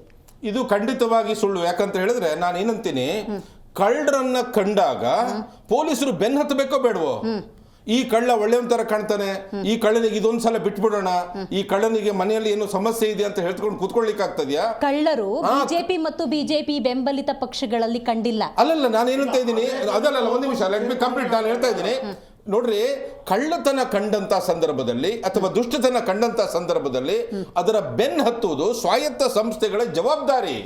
ಈಗ ಏನು ಚಾರ್ಜ್ ಶೀಟ್ ಹಾಕಿದೆ ಜಾರಿ ನಿರ್ದೇಶನಾಲಯ, ಅದು ಒಂದು ಸಂಸ್ಥೆ, ಅವರಿಗೆ ಆ ಒಂದು ಏನು ಅಕ್ರಮ ಹಣ ತಡೆ ಕಾಯ್ದೆ ಸೆಕ್ಷನ್ 3(4) ಕೆಳಗೆ ಅವರಿಗೆ ಚಾರ್ಜ್ ಶೀಟ್ ಹಾಕಿದಾರಲ್ಲ, ಅವರಿಗೆ ಹೊರನೋಟಕ್ಕೆ ಸತ್ಯವಾಗುವಂತ ಪ್ರೈಮಾ ಫೇಸಿ ಕೇಸ್ ಅಂತ ಹೇಳ್ತೀವಿ. What is prima facie case? Prima facie case means there are arguable materials to proceed against the accused. ಆರೋಪಿಯ ವಿರುದ್ಧ ದೋಷಾರೋಪಣ ಪಟ್ಟಿಯನ್ನ ಸಲ್ಲಿಸಲಿಕ್ಕೆ ಸಾಕಷ್ಟು ಅಂಶಗಳಿದ್ದಾವೆ ಎನ್ನುವುದು ಚಾರ್ಜ್ ಶೀಟ್ ನಲ್ಲಿ ಮನಗಂಡದ್ರಿಂದ ಅವರು ಚಾರ್ಜ್ ಶೀಟ್ ಅನ್ನ ಹಾಕಿದ್ದಾರೆ. ಈಗ ಪ್ರಕರಣದ ವಸ್ತುಸ್ಥಿತಿಗೆ ಪ್ರಿಯಾಂಕಾ ಖರ್ಗೆ ಅವರು ಹೇಳಲಿಕ್ಕೆ ಬಂದ್ಬಿಡ್ತೀನಿ. 11 ವರ್ಷ ಹೇಳಿದ್ದು 11 ವರ್ಷ ಏನ್ ಮಾಡಿದ್ರಿ ಅಂತ ಸೋನಿಯಾ ಗಾಂಧಿಗೆ ಹೋಗಿ ಕೇಳಿ. 11 ವರ್ಷ ಈ ಪ್ರಕರಣವನ್ನ ಯಾಕೆ ಬೇರೆ ಬೇರೆ ನ್ಯಾಯಾಲಯಗಳಲ್ಲಿ ತಡೆದ್ರಿ? ನಾವೀಗೇನ್ ಹೇಳುದು ಅಂತ ಹೇಳಿದ್ರೆ 482 CRPC ಕೆಳಗೆ ಹೈಕೋರ್ಟಿಗೆ ಹೋಗುವಂತಾದ್ರೆ ಕ್ವಾಶ್ ಅಂತ ಹೇಳ್ತೀವಿ, ಅದನ್ನ ಪ್ರಾರಂಭಿಕ ಹಂತದಲ್ಲಿ ಅನುರ್ಜಿತ ಮಾಡಿಬಿಡಬೇಕು, ಅದನ್ನ ಅದು ಬಿಡಬೇಕು ಅಂತ. ನೀವು ಹೈಕೋರ್ಟಿಗೆ ಹೋಗ್ಲಿಕ್ಕೆ, ಸುಪ್ರೀಂ ಕೋರ್ಟ್ಗೆ ಹೋಗ್ಲಿಕ್ಕೆ ಕಾನೂನಿನಲ್ಲಿ ಅವಕಾಶಗಳಿದ್ದಾವೆ. ಆದ್ರೆ ಯಾಕೆ ಅಷ್ಟು ವಿಳಂಬವಾಗಿ ಅದನ್ನ ಬೆಳೆಸಿದ್ರಿ ನೀವು?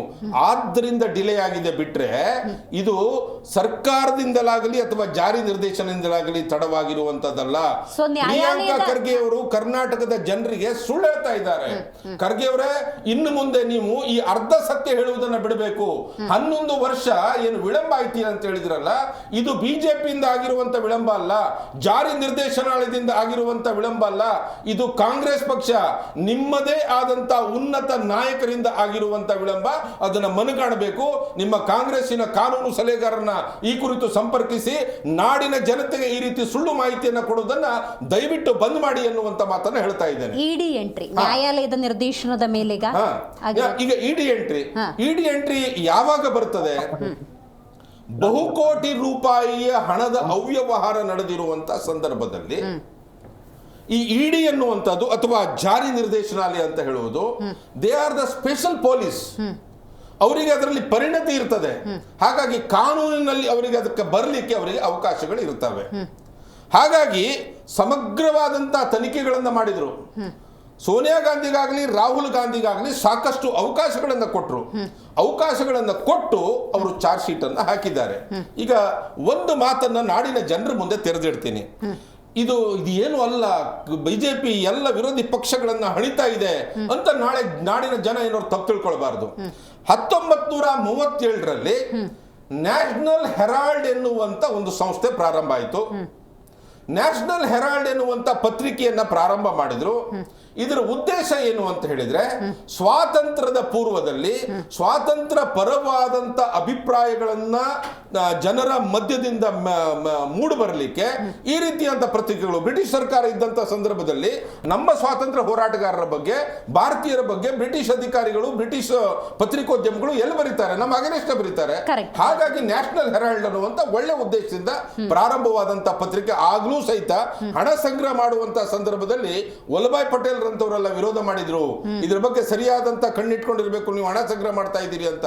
ಅಂದಿನ UP ಮುಖ್ಯಮಂತ್ರಿಗಳಾಗಿದ್ದಂತವರು, ಅವರ ಹೆಸರನ್ನ ಮತ್ತೆ ಬಹುಶಃ ಮಿಶ್ರಾ ಅಂತ ಇರಬೇಕು, ಅವರು ಸಾಕಷ್ಟು ಹಣವನ್ನ ಕೂಡಿಸ್ಕೊಡ್ತಾರೆ. ಅದ್ರ ಬಗ್ಗೆ ಅವರು ತಮ್ಮ ಬಯೋಗ್ರಫಿಯಲ್ಲೂ ಸಹಿತ ಬರ್ಕೊಳ್ತಾರೆ. 1937 ಇಂದ ಪ್ರಾರಂಭವಾದಂತ ಪತ್ರಿಕೆ ಜನರಿಗೆ ಏನಿತ್ತು, ಡೊನೇಷನ್ಗಳನ್ನ ಕೊಟ್ಟರು. ನಮ್ಮ ದೇಶಕ್ಕೆ ಅನುಕೂಲವಾಗ್ತದೆ, ದೇಶದ ಪರವಾಗಿ ಒಂದು ಅಭಿಪ್ರಾಯ ರೂಪಿತ ಆಗ್ತದೆ ಅಂದ್ಬಿಟ್ಟು ಹಣ ಎಲ್ಲ ಕೊಟ್ಟು ಈ ನ್ಯಾಷನಲ್ ಹೆರಾಲ್ಡ್ ಪತ್ರಿಕೆ ಪ್ರಾರಂಭ ಮಾಡಿದ್ರು.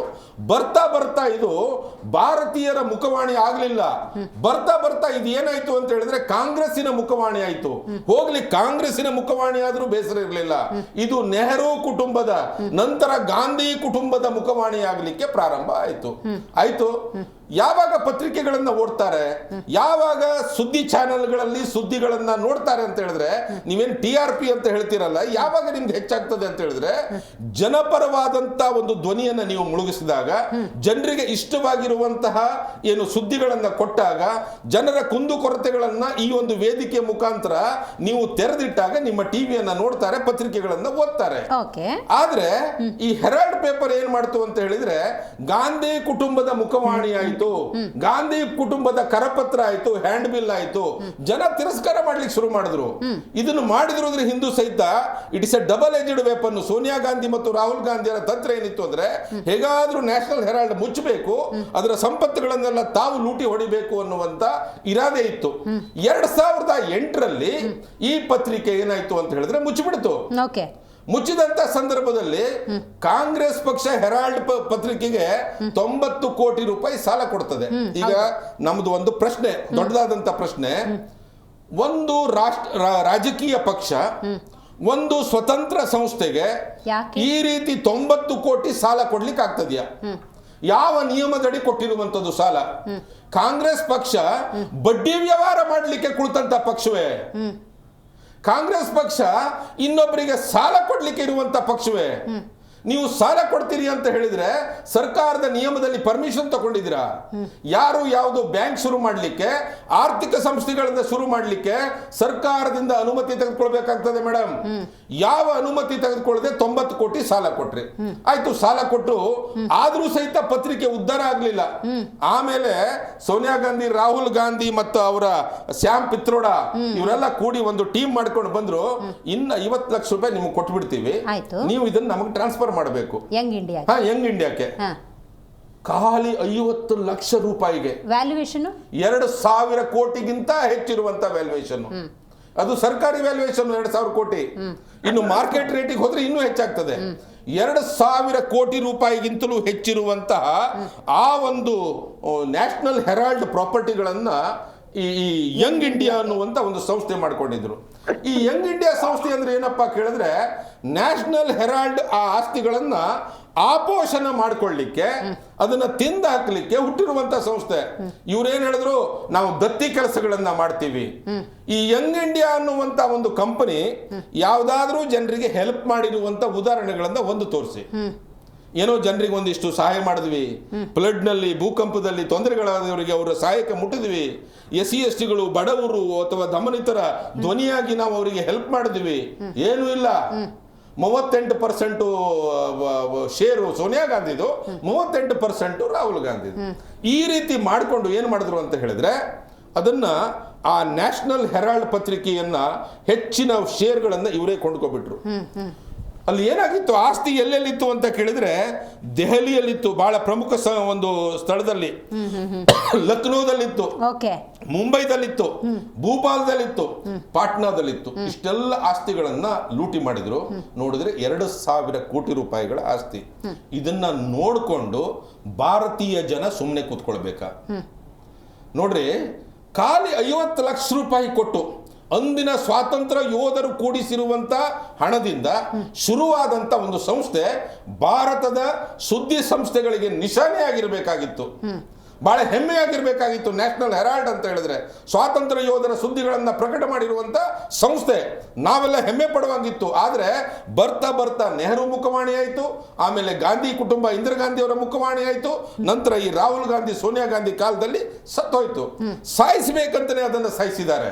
ಹಾಗಾಗಿ 2000 ಕೋಟಿ ರೂಪಾಯಿ ಆಪೋಷಣ ಮಾಡಿಕೊಂಡಿದ್ದಾರೆ. 50 ಲಕ್ಷ ರೂಪಾಯಿ ದಾಖಲೆಗಳಿದ್ದಾವೆ. ಅದಕ್ಕೆ ದಾಖಲೆಗಳಿದ್ದಾವೆ. ಈ ಕಂಪ್ಲೇಂಟ್ ಅನ್ನು ಫೈಲ್ ಮಾಡಿದವರು ಇವರು ಬಿಜೆಪಿ ಅಲ್ಲ. ಈ ಕಂಪ್ಲೇಂಟ್ ಅನ್ನ ಫೈಲ್ ಮಾಡಿದವರು ನರೇಂದ್ರ ಮೋದಿ ಅವರು, ನಡ್ಡಾರವರು, ಅಮಿತ್ ಶಾ ಅವರು ಅಲ್ಲ. ಈ ಕಂಪ್ಲೇಂಟ್ ಅನ್ನ ಫೈಲ್ ಮಾಡಿದವರು ಸುಬ್ರಹ್ಮಣ್ಯ ಸ್ವಾಮಿರವರು ಸರಿಯಾದಂತ ಕಾಗದ ಪತ್ರಗಳನ್ನು ಎಲ್ಲವನ್ನ ಇಟ್ಟು ಅಲ್ಲಿ ಕಂಪ್ಲೇಂಟ್ ಅನ್ನ ಮಾಡಿದ್ರು. ಯಾವುದೇ ಒಂದು ಕಂಪ್ಲೇಂಟ್ ನ್ಯಾಯಾಲಯದ ಮುಂದೆ ಫೈಲ್ ಆದಂತ ಸಂದರ್ಭದಲ್ಲಿ 156 ಕಲಂ 156 ಸಬ್ ಕ್ಲಾಸ್ 3 ಆಫ್ CRPC ಕೆಳಗೆ ಅದನ್ನ ತನಿಖಾಧಿಕಾರಿಗಳಿಗೆ ಆದೇಶಿಸುವಂತಹ ಹಕ್ಕು ನ್ಯಾಯಾಲಯಕ್ಕೆ ಇರ್ತದೆ. ಆ ಪ್ರಕಾರ ಆದೇಶಿಸಿದ್ರು.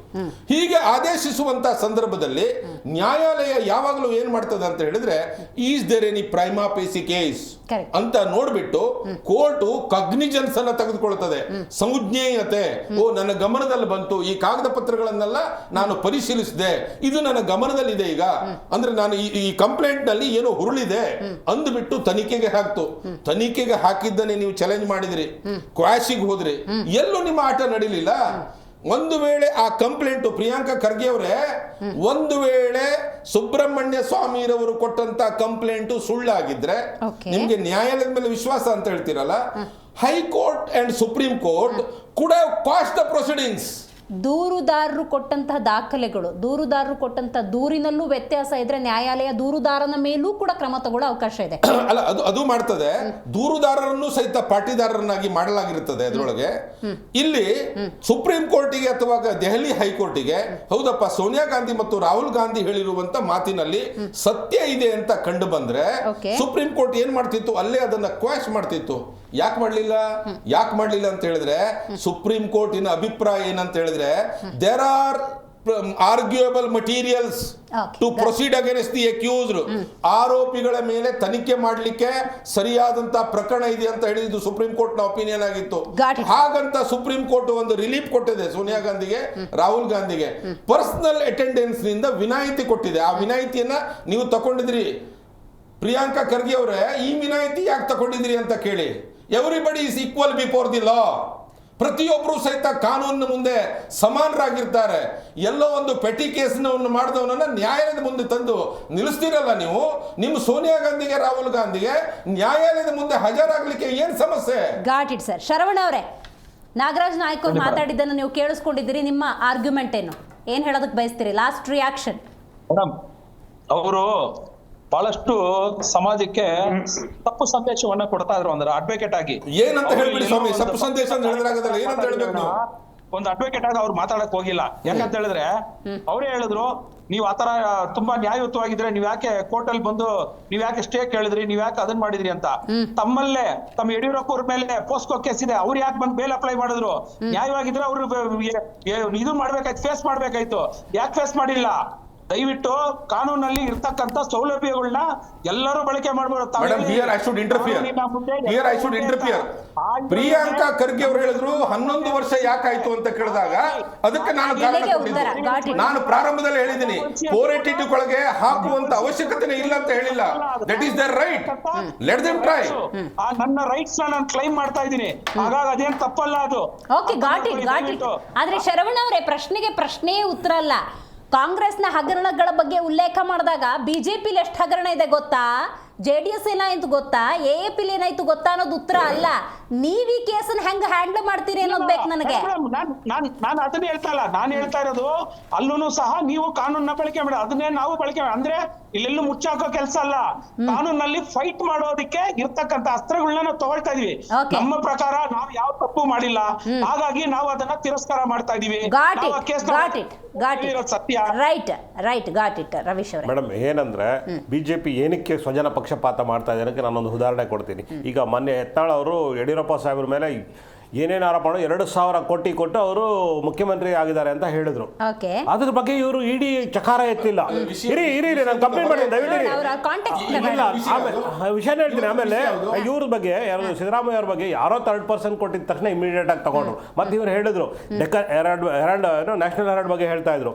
ನ್ಯಾಷನಲ್ ಹೆರಾಲ್ಡ್ ಬಗ್ಗೆ ಅಲ್ಲ, ನ್ಯಾಷನಲ್ ಹೆರಾಲ್ಡ್ ನೀವು ಕರೆಕ್ಟ್ ಮಾಡಿದಿಲ್ಲ, ಅದು ನ್ಯಾಷನಲ್ ಹೆರಾಲ್ಡ್ ಅಲ್ಲಿ ಫಿರೋಜ್ ಗಾಂಧಿ ಅವರು ಸಹ ಅವರು ಅಸೋಸಿಯೇಟೆಡ್ ಎಡಿಟರ್ ಆಗಿದ್ರು. ಅವರು ನೆಹರು ಅವ್ರನ್ನ ಟೀಕೆ ಮಾಡಿದ್ರು.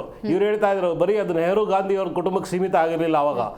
ಈಗ ಕಾಲಕ್ರಮೇಣ ಮುದ್ರಣ ಪತ್ರಿಕೆಗಳೆಲ್ಲ ಸ್ವಲ್ಪ ಕಡಿಮೆ ಆಗ್ತಾ ಬಂದಿದೆ, ಅದನ್ನ ನಿರ್ವಹಿಸ್ಕೊಂಡು ಹೋಗಕ್ಕೆ ಆಗ್ತಾ ಇಲ್ಲ ಎಷ್ಟೋ ಜನಕ್ಕೆ. ಅದರಿಂದ ಅದು ಮೂಲೆ ಗುಂಪು ಆಗಿರ್ಬೋದು. ಆದ್ರೆ ಇಲ್ಲಿ ನಡೀತಾ ಇರೋದೇನಂದ್ರೆ 100ಕ್ಕೆ 100 ಇವರು ದ್ವೇಷ ರಾಜಕಾರಣನೇ ಮಾಡ್ತಾ ಇದ್ದಾರೆ. ಅವ್ರಿಗೆ ಯಾವಾಗ ಅವ್ರ ಪ್ರಭಾವ ಕಡಿಮೆ ಆಗುತ್ತೆ ಅವಾಗ ಇವರು ಏನಾದ್ರು ಒಂದು ಹೊಸ ಅಸ್ತ್ರಗಳ ಮೇಲೆ ಬೀಳ್ತಾರೆ. ಆದ್ರೆ ಇವ್ರು ಹೇಳಿದಂಗೆ ಈ ಇಡೀ ಎಲ್ಲೆಲ್ಲಿ ಆರ್ಥಿಕ ಏನೋ ಅಪರಾಧಗಳು ನಡೀತಲ್ಲ ಅಲ್ಲೆಲ್ಲರೂ ಏನು ಟ್ರಾನ್ಸ್ಪರೆನ್ಸಿ ಆಗಿ ಇವರು ಕ್ರಮ ತಗೋತಾ ಇಲ್ಲ. ಅವ್ರಿಗೆ ಎಲ್ಲಿ ಲಾಭ ಆಗುತ್ತೋ ಅಲ್ಲಿ ಮಾತ್ರ ಕಾಂಗ್ರೆಸ್ ಮೇಲೆ, AAP ಮೇಲೆ, ಇನ್ನೊಂದ್ ಮೇಲೆ RJD ಮೇಲೆ, ಆಮೇಲೆ TMC ಮೇಲೆ ತಗೊಂಡು ಇಮಿಡಿಯೇಟ್ ಆಗಿ ಆಕ್ಷನ್ ತಗೋತಾರೆ. ಅದೇ ಪಾರ್ಟಿ ಅವ್ರು ಏನಾದ್ರು ಬಿಜೆಪಿಗೆ ಹೋದ್ರೆ, ಅದೇ ಪಾರ್ಟಿ ಅವ್ರು ಬಿಜೆಪಿಗೆ ಏನಾದ್ರು ಸೇರ್ಕೊಂಡ್ರೆ ಅವ್ರನ್ನ ಕ್ಲೀನ್ ಆಗಿ ವಾಷಿಂಗ್ ಮಿಷಿನ್ ಅಲ್ಲಿ ಹಾಕ್ಬಿಟ್ಟು ಅವ್ರನ್ನ ವೈಟ್ ಕಾಲರ್ ಕರ್ಕೊ ಬಂದ್ಬಿಟ್ಟು ಇವರು ಕ್ಲೀನ್ ಆಗಿದ್ದಾರೆ, ಪ್ಯೂರ್ ಆಗಿದ್ದಾರೆ. ಇವರು ನಮ್ಮ ಪಕ್ಷಕ್ಕೆ ಬಂದ ತಕ್ಷಣ ಇವರು ಶ್ರೀರಾಮನ ಚಂದ್ರ ಅಷ್ಟೇ ಪವಿತ್ರ, ಸೀತಾಮಾತೆ ಅಷ್ಟೇ ಪವಿತ್ರ ಅಂತಾರೆ. ಬೇರೆ ಪಕ್ಷದಲ್ಲಿದ್ರೆ ಅವರು ರಾವಣ, ಜರಾಸಂಧ, ಕೀಚಕ, ಯಮ ಎಲ್ಲ. ಇಲ್ಲಿ ಬಂದ್ರೆ ಮಾತ್ರ ಇವರು ರೈಟ್. ಸೈಯದ್ ಅವರ last reaction. Got it. Congress ಅವ್ರು ಹೆಂಗಂದ್ರೆ ಮಾಡೋದೆಲ್ಲ ಅನಾಚಾರ, ಮನೆ ಮುಂದೆ ಬೃಂದಾವನ ಅಂತ. ಪಾಪ ಇವ್ರು ಗಂಗಾ ಸ್ನಾನ ಮಾಡ್ಕೊಂಡ್ಬಿಟ್ಟಿದ್ದಾರೆ.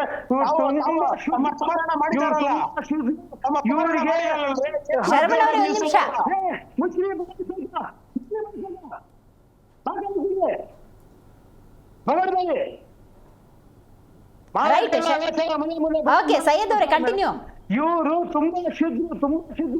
ಇವರು ಯಾವ್ದು ಹಗರಣ ಮಾಡಿಲ್ಲ, ಇವರು ಯಾವ್ದು ಪಾಪ ಮಾಡಿಲ್ಲ, ಇವ್ರು ಯಾವ್ದು ಕೊಲ್ಲೆ ಹೊಡೆದಿಲ್ಲ. ಅಯ್ಯೋ 1947 ಇಂದ ಇಲ್ಲಿವರೆಗೂ ಭಾರತವನ್ನು ಉದ್ಧಾರ ಮಾಡಿಬಿಟ್ಟು ಅಮೆರಿಕದಿಂದ ಹೇಳಕ್ಕೆ ಜಾಸ್ತಿ ಮಾಡ್ಬಿಟ್ರು ಅಂತ ಶುದ್ಧರು. ಇವತ್ತು ದೇಶದ ರಾಜಕೀಯ ಏನಿದೆಯೋ ಎಲ್ಲ ಇವರೇ ಕಲ್ಸಿರೋದು, ಇವರಿಂದಾನೇ ಎಲ್ರು ಕಲ್ತಿರೋದು. ಇವಾಗ ಆಮ್ ಆದ್ಮಿ ಪ್ಲಸ್ ಕಾಂಗ್ರೆಸ್ ಒಂದೇ ದೋಣಿಯಲ್ಲಿ ತೇಲಾಡ್ತಾ ಇದ್ದಾರೆ. ಓಕೆ ಓಕೆ ಸೈಯದ್ ಅವರೇ, ಶರವಣ ಅವರೇ ಲಾಸ್ಟ್ ರಿಯಾಕ್ಷನ್. ಶರವಣ ಅವರೇ ಲಾಸ್ಟ್ ಏನೋ ಹೇಳಕ್ ಬರ್ತಾ ಇದ್ರಿ? ಮೇಡಮ್ ಅವರು ಸಬ್ಜೆಕ್ಟ್ ನೇ ಡೈವರ್ಟ್ ಮಾಡ್ತಾ ಇದಾರೆ. ಇಶ್ಯೂ ಬಗ್ಗೆ ಮಾತಾಡಿದ್ರೆ ಇಶ್ಯೂ ಬಿಟ್ಟು ಎಲ್ಲ ಮಾತಾಡ್ತಾ ಇದಾರೆ ಅವರು. Got it I got it. Nagaraj sir last reaction ನೋಡ್ರಿ, ಈ ಆ ಪಕ್ಷದವರಿಗೆ ಸಾಹೇಬ್ರೆ ಒಂದು ಸ್ವಲ್ಪ ಸುಮ್ಮನಿರಿ, 2 ನಿಮಿಷ. ಈ ಆ ಪಕ್ಷದವರಿಗೆ ಒಂದೊಂದ್ಸಲ ಒಂದೊಂದು ರೀತಿಯ ಮನೋಭಾವ ಇವ್ರದ್ದು ಯಾಕಂತ ನನಗೆ ಅರ್ಥ ಆಗೋದಿಲ್ಲ. ಭ್ರಷ್ಟಾಚಾರದ ವಿರುದ್ಧವೇ ನಾವು ಹೋರಾಡುವವರು ಅಂತ ಹೇಳಿ ಬಂದವರು, ಆವಾಗ ನಮಗೂ ಅವ್ರ ಮೇಲೆ ಹೆಮ್ಮೆ ಇತ್ತು, ಏನಾದ್ರೂ ಒಂದು ಒಳ್ಳೆ ಕೆಲಸ ಮಾಡಬಹುದು ಏನೋ ಅಂತ. ನೋಡ್ರಿ, ಈ ವಾದ್ರಾದ ಮೇಲೆ, ಸೋನಿಯಾ ಗಾಂಧಿಯ ಅಳಿಯ ವಾದ್ರಾದ ಮೇಲೆ ಆ ಭೂ ಹಗರಣದ ಕಂಪ್ಲೇಂಟ್ ಕೊಟ್ಟವರೇ ಕೇಜ್ರಿವಾಲ. ನೀವು